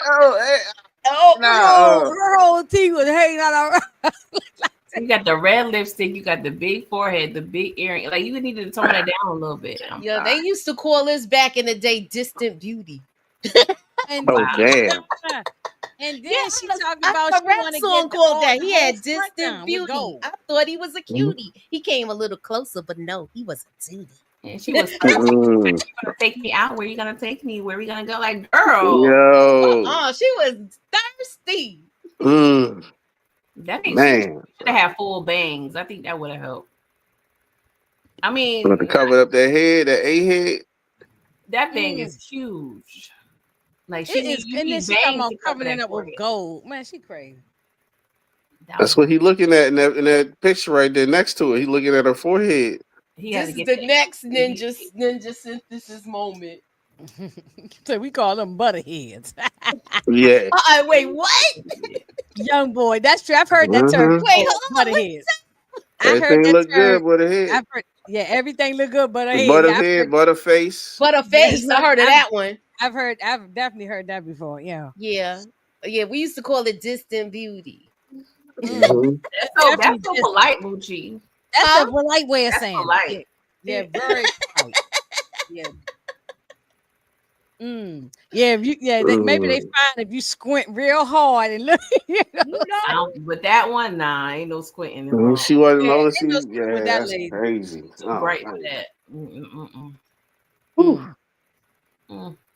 They put they found the biggest teeth, and now you got all these people walking around there with them big chompers in their mouth like that. You know? I would feel away. Like if I get the character description, girl that Q finds unattractive. Like, okay, what I gotta do? Yo. Look, he was just like, let me just get what I need to get these records. And they was stealing them albums left and right about it. Mm-hmm. It was funny. I'm gonna run interference, you damn right. Right. Look out. I need these. Little petty. Ooh, then Nelly changed it to tip drills. I know that's right. You know? Yo. Drop down and get your eagle on. Drop down, get your eagle on, girl. Hey, look, y'all better stop me. I'm about to drop down off this chair You right know now. what? Yeah. See? Yo, you know what that's making me Now, think you know about? that's that jam right there, y'all. You know what that's making me think about when we made you, when we told you to do the karate kick for the superhero thing? Yo. Oh, Lord. All right, I got some Oh more. my God.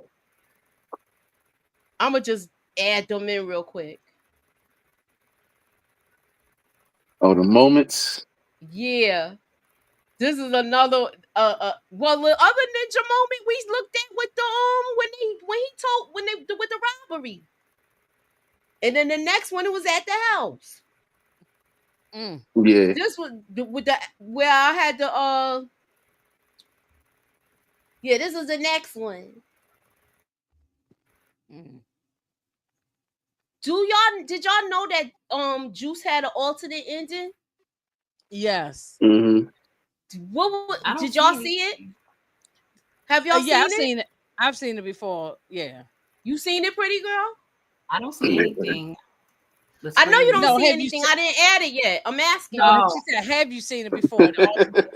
Have I seen what? I never watched Boondocks. Alternate. No. I'm talking about Juice. The alternate ending with Juice.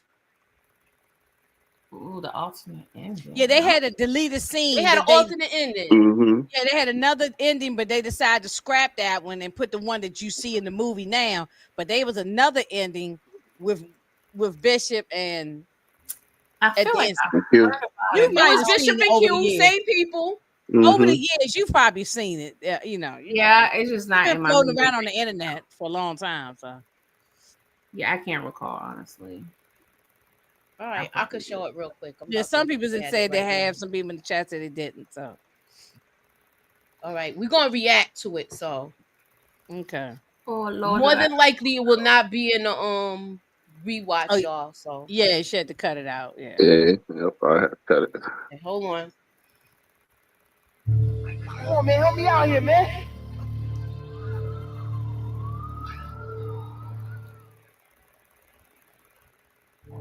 Come on, man, come on, pull up, B, let go. I'm trying to add it, y'all. Come on, B, man, don't punk out on me now. Come on, man.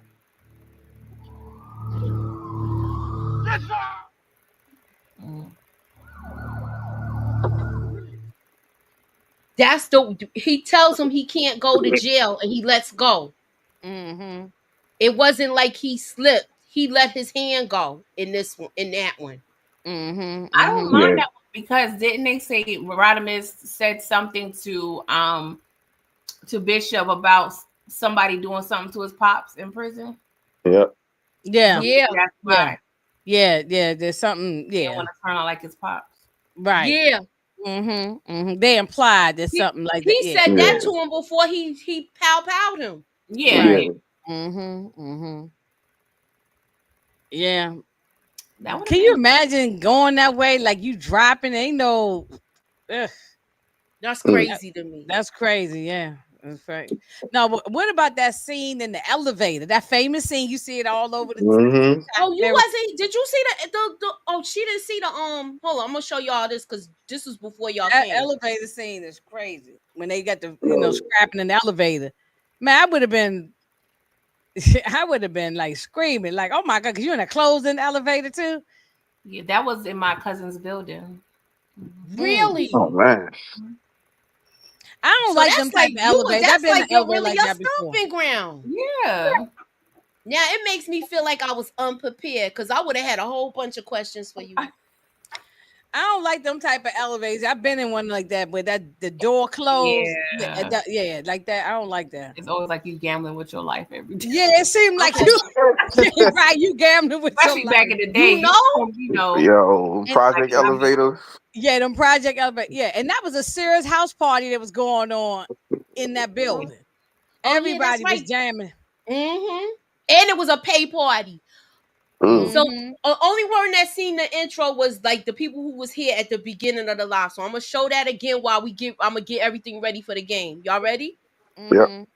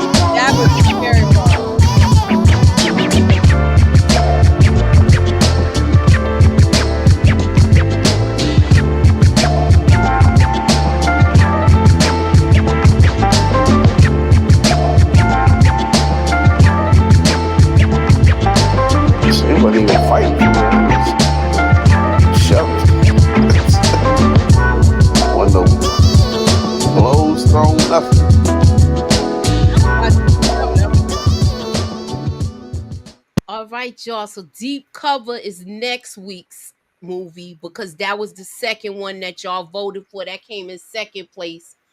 And I want to say, let me go back. The third, it was 4 movies I put up. I gotta look. I can't even remember. I was watching Deep Cover every day. I love Deep Cover. Oh yeah, I got my girl in Victoria. Oh my god.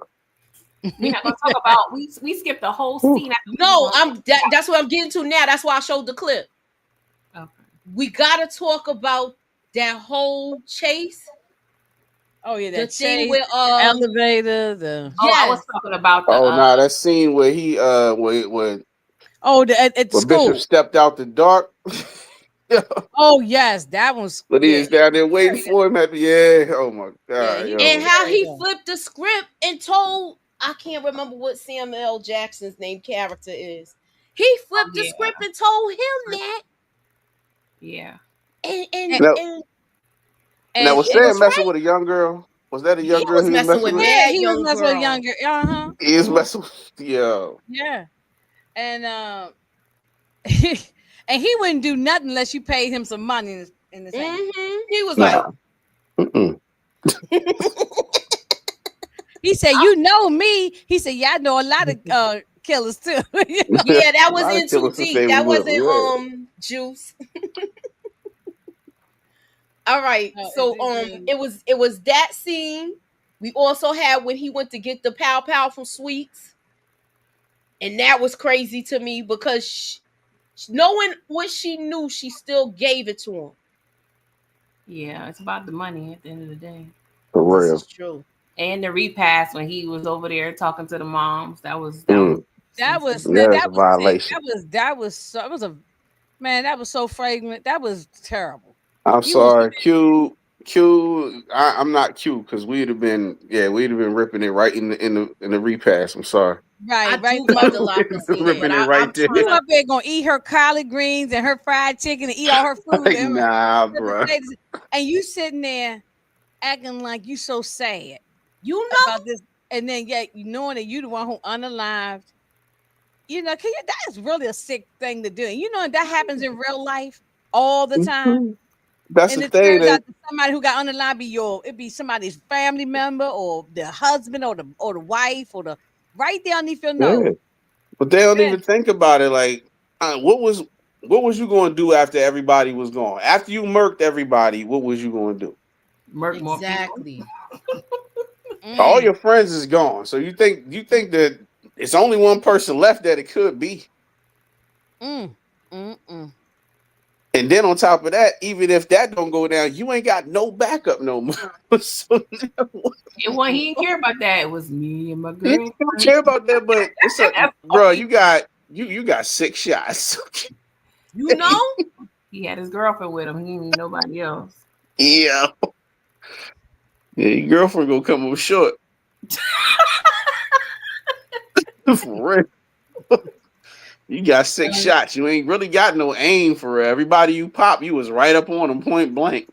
Yeah. So and this is only one he hit kind of far away was Q. Remember he got him in the arm. Yeah. That was it. And that was he got him in the arm.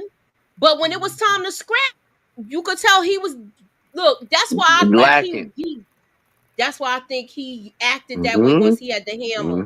He knew he could. That's the only way he could beat them. That's why I said he want to be the man, but he know he's not. That's why everybody tested him because they know he wasn't that dude. Yeah. Wait, what? This comment that Mo 69 said, I'm so sorry, Mosi. That is terrible. That's exactly what I was talking about. That was exactly what I'm talking about. Be people right in your damn face, and they be the ones who took out your family, your husband, your wife, whatever it may be. And it be I'm sorry about that. People will unalive my brother's show their stupid face at my brother's funeral. Let's just say I was pissed. That's an understatement. That's an understatement. Pissed. That's an understatement. Yeah. I can't even imagine. I can't even imagine it. I'm so sorry for you on that. Up to this day, I don't know how long it's been, but your brother, rest in peace to him. But he's better than me because all right. Does anybody come up missing that day? Right. Does anybody have any character rants? Any kind of rants for the movie? I mean, I won't say it's a rant, but I just needed more. Maybe this is a psychologist in me on Bishop because the mere fact that he kept telling Q that he won ish multiple times, but honestly, Q was the only one in the crew that really had something going for himself. And you could tell, I felt like Bishop would kind of envy and didn't respect it at the same time. Because at least Raheem, he was like, you know what? We're going to work around the meeting, do your thing. He wished him good luck. He made sure he checked on him before the DJ thing. So you could tell Raheem did care and nurtured that part of Q on some level. But Bishop, he just did not give 0 F's about Q and his ambitions. Honestly, I'm a little pissed off at Raheem. Q got this going on. Why jeopardize that? You know what I'm saying? He's supposed to be the sound mind person, but he was dealing with his ego, especially with his girl, so he needed that poor body accordingly. But honestly, this whole situation is dumb. Like, y'all was going to get $38 for what? That wasn't going to get you special ed whip. You weren't going to take your girl shopping. You probably could have got some diapers, and that was it. Like, Raheem, like, we could have tried to rob a bank or something because old man Quillez was not going to get it. But, it is what it is. That's my mini rant. Yeah. No, I agree with everything you said, really. Me too. But we did need, I agree with you said something at the beginning when we first started. We did need a little more backstory on Bishop and his family dynamic. You know, where was his mother? Why was the grandmother raising them? What happened to the father? Was he always crazy, or did he get crazy from being locked up? Or we need a little bit more, just a little smidgen of extras. The closest backstory we got was Rodman's when they was going back and forth. Exactly. Yeah. And then apparently that was a known thing. So that was probably another thing chipping at Bishop's ego. I can't really fight my crew to back me up. And my rep is kind of tainted because my dad got these allegations around the hood. You know what I'm saying? Like, that's probably a lot for, somebody like him. You think it was all because of that? Yeah, I mean, it was so piling on. The stuff was piling on. Then on top of that, he kept getting tested. He really couldn't fight for real. Yeah, exactly. Not Tariq. You give it to Tariq a little bit. I mean, But why you I'm saying treat at the people like end of the this? day, Bishop. I always thought. I mean, Bishop Pac, always a Tupac fan, but Bishop, Yeah. BISH all day. I'm sorry, that's Oh no, him in my Bishop. No, this eyes. ain't Tupac. We talking Bishop. We talking Bishop about was Bishop. We ain't talking yeah. about Pac. We talking Yeah, about we talking Bishop. about Pac. Yeah. Yeah, Right. Cold, The earrings No, on. he was Stone Cold, BISH. I don't care what nobody yeah, say. right. Because he ain't you did all that stuff to the people that you grew up with. Like you ain't even know him. You had no consideration for none of the stuff that y'all did together. You know what I mean? And you basically, like I said in the beginning, you was a wannabe. You wanted to be the man in the hood, but you wasn't. That's why that's that whole rant that he did in Steele's house. That set everything. That set the whole movie right there. Right, it did. Yeah. The whole movie. It's like I'm tired of running. Well, I feel like I'm on a track team and all this other stuff. But you can't fight, so you gotta run. Well, stand up. Like you gonna stand up on your own too and die. You know, you ain't doing none of that stuff that you talking about. No, he wasn't. That's right, and that's why I said early on when they was in that house scene, from that time of that going back and forth in Steele's apartment, the dynamic of their relationship, everybody, it changed from that scene on to the end. It was bad, and then the tree still like this. You know what I'm saying? The Steele was loyal. He was friends with everybody. He loved all the guys as brothers, and for him for Bishop to do him like this, it was terrible. And Bishop, he didn't want nothing out of life. He just wanted a rep. That's all he wanted. Well, you know what I was going. I'm sorry. No, go ahead, pretty girl. No, go ahead. I was gonna say with this part, it was good that Steele was able to tell who did what, because he was trying to frame Q at this point. That's how you could tell he was jealous of him. Yeah. Look, the whole neighborhood was all looking at Q like it's him right there. That's what pissed me off. Like, oh yeah, the whole neighborhood was looking at him. Like, because the word had spread it all through the neighborhood. And that's where I'm talking about Trip, Sam Jack's character. He confused me a little bit because remember he immediately told Q congratulations about the DJ thing before he even got down the block. So apparently he's the the talk around town, but he was so easily influenced when Bishop flipped the script and told, oh no, Q was the crazy one, right? And he went around and told everybody. That's that's the thing. That's real dangerous. And it got me second thinking, hey, like, was the whole situation about his father? Was that really true? Because if we got people like Trip around not really backing up stories and fact checking, that's caused a dangerous situation. Yeah, I think what happened to his father, I think that happened because just how he was catatonic. I think it happened. I think it's true. Yeah, I think it's true, but it still has me second guessing because it's like, but the only reason I think it's true because we saw his dad was a little spaced out. But with Trip, I think everybody know them Trips in the hood. They don't fact check. They just talk. They just run their mouth. Yeah, but it's dangerous because it's like it's very dangerous. You can get somebody taken up out of here, right? Yeah, definitely. Yeah. They don't care. They got word of mouth. Everybody's still listening to them, so it is what it is. They don't care.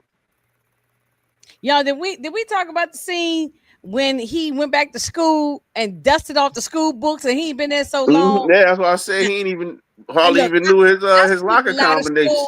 I skipped a lot of man. That was a long time to be out of school. I skipped a lot of high school, but I ain't been out that long that I had dust on my books. You know, that was Donald. Was it Donald Faison? He was Faison, yeah. Oh yeah, Donald Faison. He was in it too. Yeah. Bokeem Woodbine was in this movie too, like a small cameo too. Yeah, he was. He had a small part too. Yeah. Yes. I mean, he like you when you got thick layer of dust on your books. That means you ain't been in like all season. They ain't even been in the building. Ain't even been in the building. When Steele was running from the building, they ain't even been in the school. And didn't remember this combination or nothing, you know. He was going back, y'all. He was going. I always showed up to school every day. Go to home. He didn't even take in the beginning. They said he didn't even take his books to school. Remember, his mom was like, "Quincy, where are your books?" Yeah. Exactly. No, see, I always show up at school, go to homeroom so you can get counted. And then that way when your family didn't get that call, that letter, whatever, like on house party that you ain't show up at school. Yeah, you gotta go to homeroom. I go to homeroom, but then That's you know a must. I make it up until maybe lunch, and then after lunch I'm out of there. You know, Yeah, I'm going to lunch. I'm going to a couple lunches, and then I'm out. I used to go to a couple lunches. That's why I can relate, and I hate to take it back to The Wire, but y'all remember Randy on season 4 go to different lunch periods. And I did that many times. You know what? Yeah, I did that many times. Yeah, because you going got different friends in different lunch periods. Was he going back to school because he was delivered, or his friends weren't available for him to hang around all day? Like, why he went back? You bored? He went back to get away from him. Because he want to make sure he be at school where he looked like a good kid. That's what that was. But right here, this is when Tupac was in his bag with the acting right here. Yeah. Like this is the scene that got the audition. Look at his eyeballs. He was deep into it right here. They said a lot of that was improv too. Exactly. They said he did this scene. This is the scene he did to get the part. Get the part. Yep, I read that too. I saw that in an interview or something. I'm gonna show y'all one last thing, and I want to hear y'all thoughts on this. Let me move this. Me and Miss Niecy. Let me add this. What she said. Me and Miss Niecy was the same. Like we was bad, but we wasn't that damn bad. We at least show up to school sometime. Like sometimes. Yeah. You know, I used to go to school, but it's just like with certain classes I would skip. Like I said, if I'll do lunch, I do home ec, I do gym. Yeah, did all that. Fun classes, art or something like that. Nah, when I went to school in VA, I was out. I was gone. I had a mall. It was a mall. Springfield Mall was right across the street, and the subway station was right about. And the subway station was right behind the mall. So after the second lunch, Deuces was gone. Now, Boobie from the DMV, so he'll know this when I'm telling you. I graduated from Suitland High School. So up the street was Iverson Mall. So we would go hang up at Iverson, or we would catch the P12 bus and we go up to Landover Mall and be at Landover. We'd be gone, So Boobie know what I'm talking about from the DMV. But we would be gone. Like ain't nobody sitting around in the damn school, and it wouldn't just be me or one or two people. It'd be like a lot of us. No, that's a whole bunch of people. It would be a lot of us. You go up there and you would be at the movies in the middle of the afternoon. Oh yeah, truant officers take your pick because there's groups and groups of people out. There'd be groups, yeah. It was out at the movies, Dollar Movie Theater, up at Langley. We be out late. It be everywhere. And going to whoever's house, like their parents wasn't home in the day. That's the house everybody going over. Especially if both their parents were. Yeah, that's what I'm saying. Now, if somebody had their mama home or grandmama, then you couldn't go to their house. I'm like, I can't go. Y'all can't go to my house. That now. Y'all was asleep during the day, and my mother was there. That's Ring why I didn't cut got school. them cooked now. They can't do that. That's why I didn't cut school. My mother was there, and my father slept during the day because he worked. Oh yeah, you couldn't stay. So I couldn't cut school. They used to do grocery shopping and all of that stuff during the day. I was like, nah, man, I'm not doing. Oh no, I'm not going to my neighborhood because then my neighbor's going to see me. My mom's friends and all. Nah, hell no. No, you leave your neighborhood. You don't stay in your neighborhood. Hell no. I went to school all the way by Queensbridge though, so I had to take the train and the bus. So I was if I was cutting, I would be over in that area. Okay. Like boss, but like I said, we used to go to the plaza. Yep. I went to Queens Center Mall. But like I said, I didn't cut a lot because, like I said, my father used to be out there. They used I ain't no telling where I would see them. What y'all doing over here? Oh, we went to this store. No, not me. Yeah. See, my parents was working and they had their government jobs. They be downtown. So I ain't had to worry, But I ain't wouldn't staying in my neighborhood because you got to leave out your neighborhood altogether. Heck yeah. That's crazy. You would have to worry about somebody seeing you on Jamaica Avenue if you did cut. Or always in another certain hood. places I wouldn't go at all. I wouldn't go to Green Acres. I wouldn't go to Jamaica Avenue. If I did cut, we'd probably be in somebody's house where I would take another bus. It would be totally somewhere else. Oh yeah, that's how it gotta be. And it would be groups of us, like girls and boys. So we we had a good time. Oh yeah. My teacher said bring them lunch and you was good. Well, when you go out for lunch, yeah.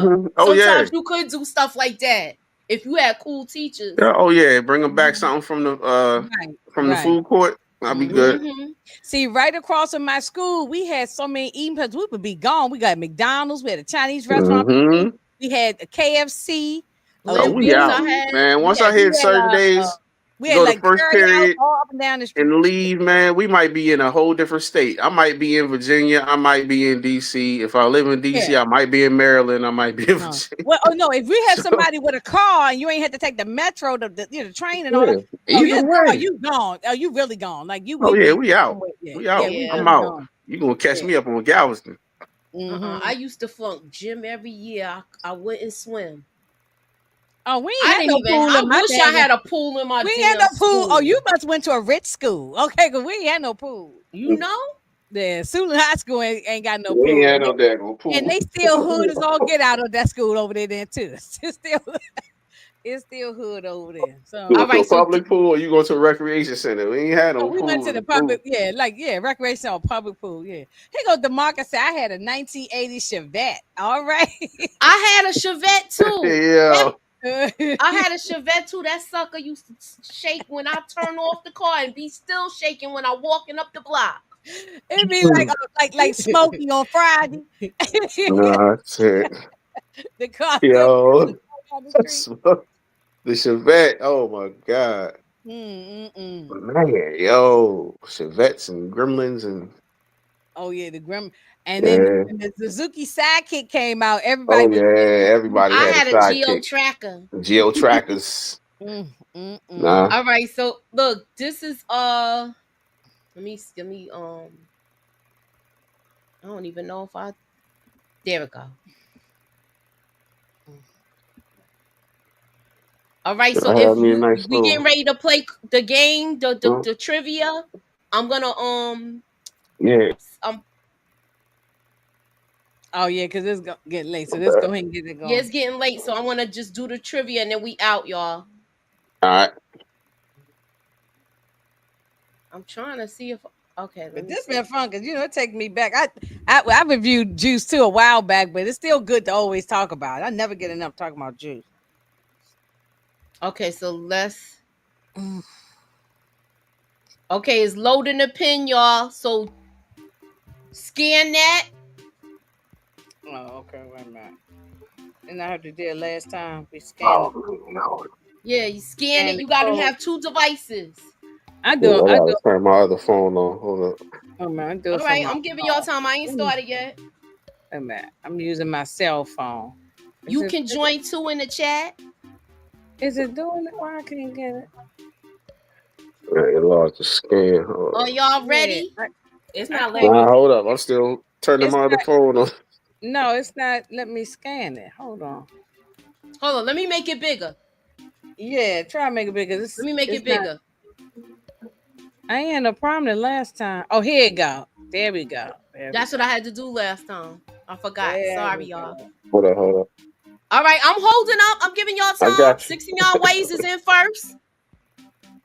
69 Ways always first. She won last week. Didn't she win? She won. I think I won one round and Tamika won a round. PG's in. Casey undercover. Come on, young boy. Last time you said you was gonna play. Young boy, you said you was gonna play this time. I'm waiting. She said every high school in Flint had a pool. Oh, okay. Wow. Yeah, we had no pool in my school. Nah. Candy's in. I'm coming. My computer acting so. Okay, I'm giving you time. You waited. We waiting for you. Yeah, or use a cell phone, or you got a tablet. Cell phone, tablet. You just need 2 devices. Young boy, you got 20 seconds. I gotta go to bed. She gotta get her beauty sleep. Yeah, she gotta get her beauty. Oh yeah, that's right. On staying on here this because late. School is back now, so she got to get the little one up. School. Yeah. Young Toxic. Yeah, that's a good one. You in yet, young boy? That's a good. Look, PG, you gotta get him a T-shirt. Say that. Oh, he part of the crew now. Anybody yeah, you in yet, young boy? Put a thumbs up if you in, because I'm ready to hit the start button. In the chat, young boy. Not yet. I'm coming. Hurry up. Okay. All right. It's 6 people in. Man, this show still ain't. Oh, you not able to get the link? No, I'm trying. Okay. Hold The on. second phone. I put my phone up to the my cell phone up to the screen, and that's how I was able to get the QR Yeah, I'm code. trying. I got my second phone. I'm trying to get this joint up now. All right, you got time because we still waiting for Boobie and Young Boy. DeMarcus, you in here? DeMarcus be playing game. I don't know. You coming, DeMarcus? Well, they can leave the answers in the chat. All right. Don't put that young man's spirit no toxic. No, I know. I'm careful about the wording and stuff I put on. Yeah. Yeah. I'm funny like that. Oh, wait, don't put that young man's spirit. Yeah. Oh, yeah. Oh, no, I was just joking. No, yeah. Oh, yeah, we know. I'm just saying. Yeah, I was just joking. No, I was definitely, yeah. No, I'm very careful about what's on his body. All right.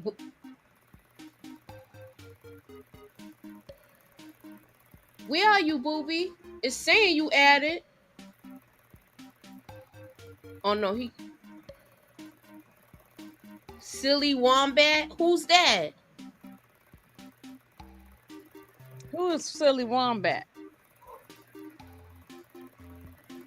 That's me. That's the name that they gave me for some reason. I don't know why. All right. What about you, young boy? Let's move on. He can put the answers in the. Okay, you can put the answers in the chat. Let's go.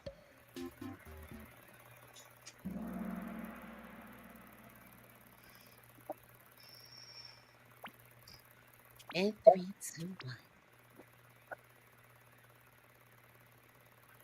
What year was Juice released to theaters?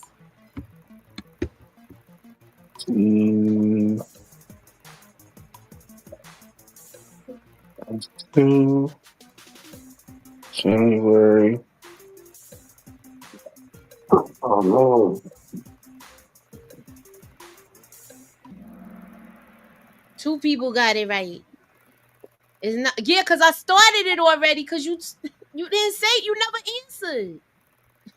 He could just put his answers in the chat. Put your answers in the chat. On the next question. He just put it in. Who's in the lead? Ginger Snaps. Ginger Snaps. Okay, let's go. PG's right behind her. What video game was Stealing I know Bishop Boobie playing? got this one then. Hey, I know Tekken, Red Tekken, Street Fighter, Space Invaders, Tekken, or Street Fighter? Let's see.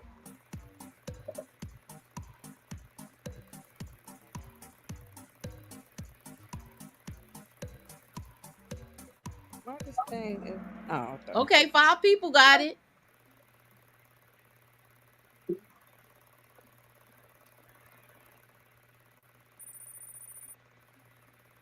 Ginger Snaps is in the lead. 69 ways. Silly Wombat. I don't know who that is. Coming for your neck, Anger. What brand sneakers did Q try on for school? Oh, that was that's Jordans, Nike, Chicken and Broccoli Tims, that's Adidas, easy. Nike Spot Built, white Reebok pumps, Nike black Reebok pumps, and Nikes. Okay, 4 people got it. That was too many. Well, it had the pictures. I'm not mad at you. I'm sorry. No, you good. Okay, this is double points, y'all. What was the name of the group that Bishop gave? Stomping Ground Crew, Wrecking Crew, the Juice Crew, Uptown Crew, Pool Hall Crew, Boom Bash Crew. Which one? Pick the answer. The Boom Bash. That's what you look. No, I keep my mouth closed.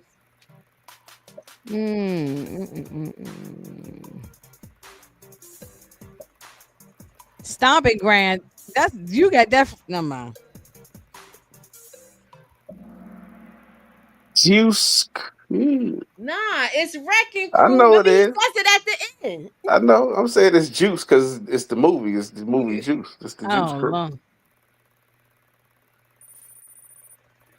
PG is in the lead. Oh, she done took the spot.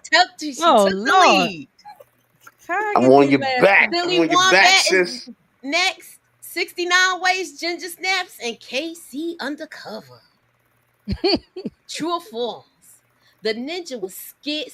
The ninja was scared was said after I'm not trying to miss that for nobody. True or false? Was it before or after? True or false? Was it after?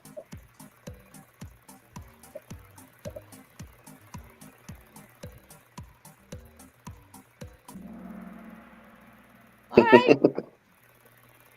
Most of the crew got it.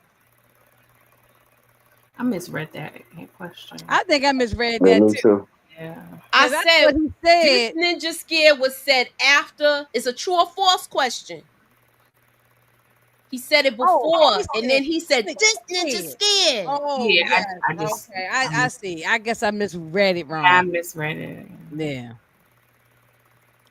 Okay, type the answer. What show did Yolanda and Q have playing on the TV? Y'all talked about this in the recap.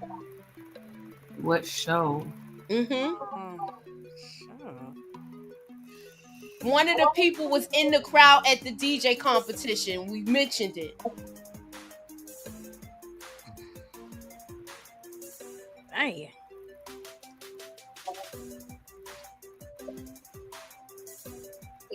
Oh no! Oh man! Oh, yes. They were watching video music box. Yes, he was. Yes, I forgot. Uncle Ralph was there. Yeah. All right, here's the next one. Are you blank son? Are you Mary Palmer's son? Are you Lorraine Powell's son? Okay, are you Shirley Powell's son? Are you Anna Powell's son? Are you Jeanette Powell's son? Are you Sharon Powell's son? Why you putting all the black mama names? Look, I had to. Shirley, Janet. I'm surprised she ain't had Barbara or something. Look, I almost had Barbara, but I didn't want to put no more. Only one person got it wrong. Well, two. Yes. Who's in the lead? Let me see. Oh, PG. It's still PG. Okay, it's still PG. I'm on your neck. All right, here's the next one. Finish the line. I'm gonna. I can't say some of them. Pow, your PP off. Get away at my store. I was supposed to put get away from my store. Blow your PP off. Bang your PP off. I'm calling the police on you. What is the answer?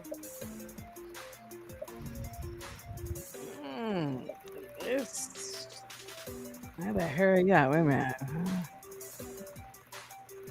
Let me go with that one. Gonna shoot your PP off, man. There you go. Let me see who's in the lead now. PG is still in the lead. Mm-hmm. Oh, she's serious. She ain't playing right now. Flex made the audition. True or false? Oh, did he make it? Oh no. Did he make it? True or false? I'm asking you. I'm saying he made it. Is it true or false? Well, he made it, but he ain't get in. Nah, he ain't make it. She told him he was whack. He has he to made the audition. audition because he auditioned, but he didn't make the show, the competition. Nah, he ain't make it. Yeah. The competition. Maybe I worded it wrong. I mean, I know what you meant, but I was just saying, if I got it wrong, I would have. But you I would still have fought in the for lead, it. PG. You That's still all right. in the lead. Oh Lord. Okay, now y'all got to put these in order. What order were these songs played? Oh my God. Oh my goodness. It's only 4 of them, y'all. I ain't even go in like that. Oh my goodness, wait a minute. From the beginning of the movie, from the start of the movie, we dragged the thing, right? Yeah, you just drag it. Okay, I'm gonna go here. I'm gonna go with this one. Dang, I think I. And then this one's here. Oh no, this one's down. Last one. Yeah, that one's last. Okay, I think I'm gonna stick with what I got. See. All right, I even made it longer so y'all got enough time. It's coming down now to the wire. Yeah. I ain't changed. I just keep it. Yeah. I'm not answering. No, I can't answer them. Dang, I got it. 8 people got it right. Y'all all got it. That was hard. I got it incorrect. So I might. Hold up, something. That was hard for me. No, because I did. That's the order. Hold on, wait a minute. I did that one. Oh, I messed up with the heavy D one. Yeah, that's what I'm. Yeah, the heavy D. Well, I don't understand. Nah, hold up. Big Daddy Kane. Big Daddy Kane at the end was not before Heavy D. Yes, it was. Now Heavy D was in the store. Is it good for you? And they didn't do the. They Big Daddy Kane was at the competition. Big Daddy Kane was in the shower when Q was taking his shower. See, they was playing the multiple songs from these artists. They played Eric B and Rakim Know the Ledge first when the credits dropped. Then when all of them was taking a shower, he played Big Daddy Kane and all of that. But they played Enough Respect a few different times. That's what threw me off. Yeah, Eric B. I wasn't thinking about the shower. I was thinking about that. Yeah, that scene because they was cutting it up. So you want to be a gangster when they showed Bishop. Tupac. I did get that one right. And then Heavy D was last because that was at the record store. I got Big Daddy. I stayed in the pocket in the first scene because I know everybody usually remembers that because that's when they really paying attention. Yeah, we're gonna go to the next. They did play 2. Damn, I keep forgetting they played Rakim and then Big Daddy came right after that. All right, who? PG still got the lead.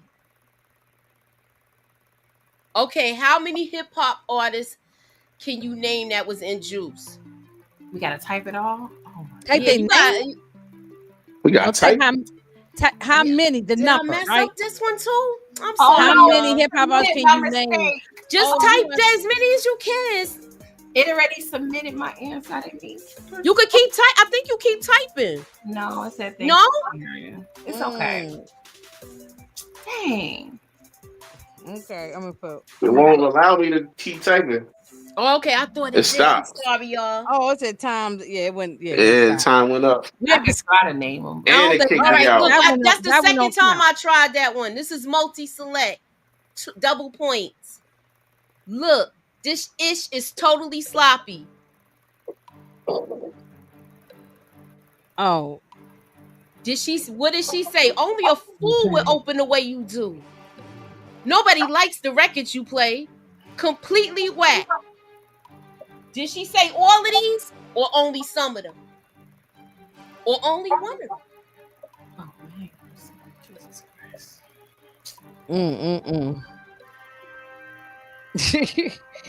Let me see. Pick one of them. Is multiple choice. Yeah, I did. I was waiting for the time to.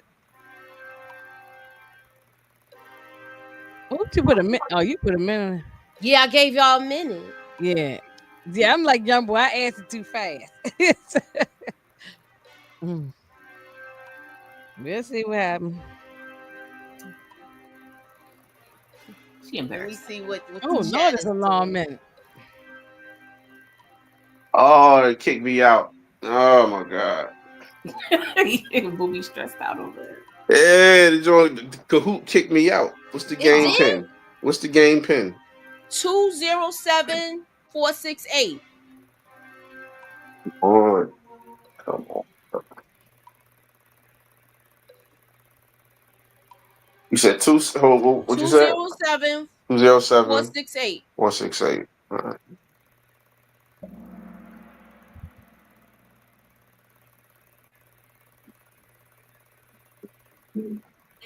No, you is it 468 or 46? You put 462. Now what now? 207 468. Okay. Oh, I put the wrong number. I'm sorry. That's y'all. what I said in the chat. You put 462. 207 468. My bad, y'all. Because I used the keypad. That's what happened. Mm. Let me move this. Oh, it sounds partially correct. Oh, Lord. I thought it was all of the above. It Me was too. all of the above. That's why That's they what all I picked. checked. That's what I picked. I picked all of the above. I put all the above, but mine said I got 1 out of 6. Yeah, mine's. I think that's probably the total of your questions. Yeah, I think that's that. I think we're good. Okay, next one. Yeah. PG is still in the league. Oh, Young Boy's in. What's up, young boy? He creeping up. Oh, I'm stressed out. You about to take my spot. F you.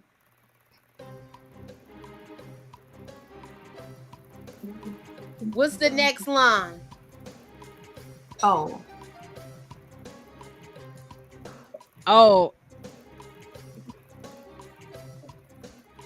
But it's more than one What's answer. the next line? The very next line. He says F. 2 people got it. Yeah, I'm with Candy because partially right. Nah. It was too long. Oh, it's multiple question. I mean, it's multiple. Okay, I could have picked multiple choice. The immediate next. Yeah, Pretty Girl is busting y'all ass. I know that was multiple choice. Okay, I name the movie in the background at Steele's house. Oh, White yeah. Heat, White Fire, White one. Line, Public Enemy. It's not what you. I'm so mad. I got this one. I think. Dang, I pressed the wrong one. I'm so mad. nah. I was so thirsty. That was the. Oh. And when you were saying it was Public Enemy, I was like, nope, it's not. I looked it up on Google. I'm so mad at myself. What was it? It was White Heat. White Heat. Oh my god. Pretty Girl, you still in the lead. Yeah. Chill. I'm still mad. Yeah. She wanted that. She wanted you that. got 2 more questions. This is double points. What other show do you know him from?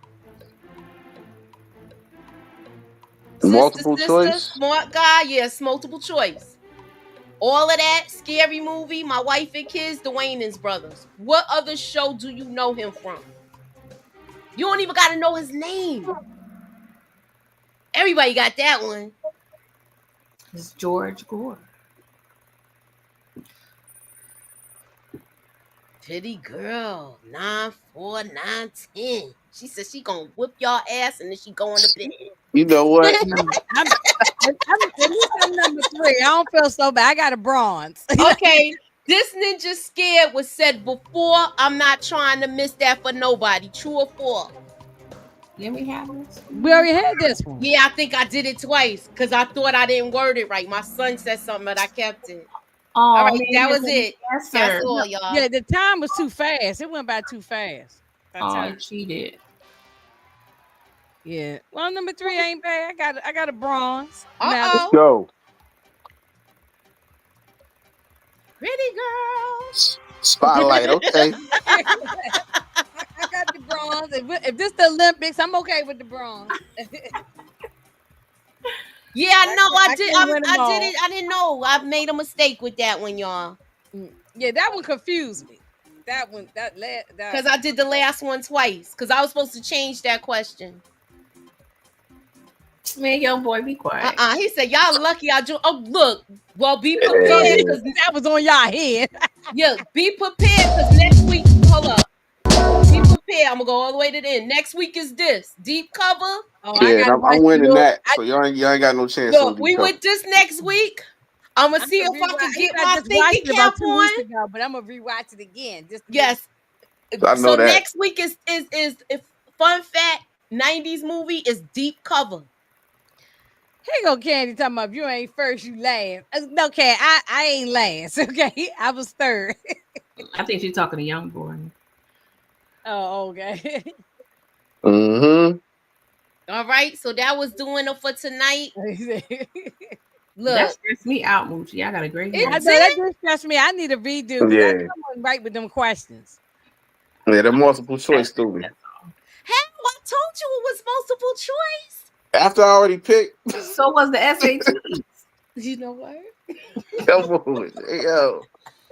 Young Boy said they ain't like Deep Cover too much. Are you crazy? That movie is real good. I haven't watched it since I was a kid. I gotta rewatch. I just watched King in New York last week. Couple days I know we ago. was just talking about that. That thing is so good. Man, that movie got everybody in that daggone crazy movie. in that one. I got that cast is stupid. I'm about to. I don't think I ever recapped that movie. I'm about to recap. Nah. Everybody and their mama in that movie. Everybody in there is wild. What time limit was too fast? I had it for 20 seconds or 30 seconds. Some of them was a minute. Young Boy, it didn't matter. I still won, son. Yeah. And she's sunning people. Oh, she over here sunning people. Okay. All right. So look. Y'all ready for next week? Next week we're gonna be doing Deep Cover, so get y'all thinking. Yeah, so a Young Boy, have your laptop ready. Tomorrow we gonna be here doing Mayor Kingstown. We're gonna look at the what you call it? The trailer. Yeah, so keep y'all notifications on. I'm trying to go like. We'll talk about it behind the scenes. Don't leave, boo, because we gotta set everything up. What time we gonna come back tomorrow with this? Because remember, we usually do Mayor Kingstown at like 10 at night. So we're gonna try to figure out. We don't have to do it late if we I think we were doing it late because of Boo. We was waiting for him to get off. Yeah, Boo is working late, and then also if he's working, like we gonna talk behind the scenes, and then we gonna figure out what time we going. So, like I said, keep y'all notifications on. Holla at your girl. Thank y'all for coming out.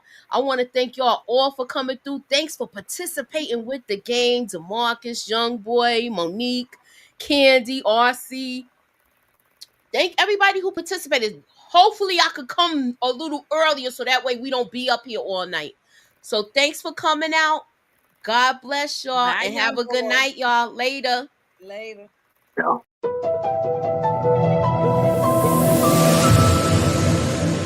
Put me up in that algorithm and holla at your girl.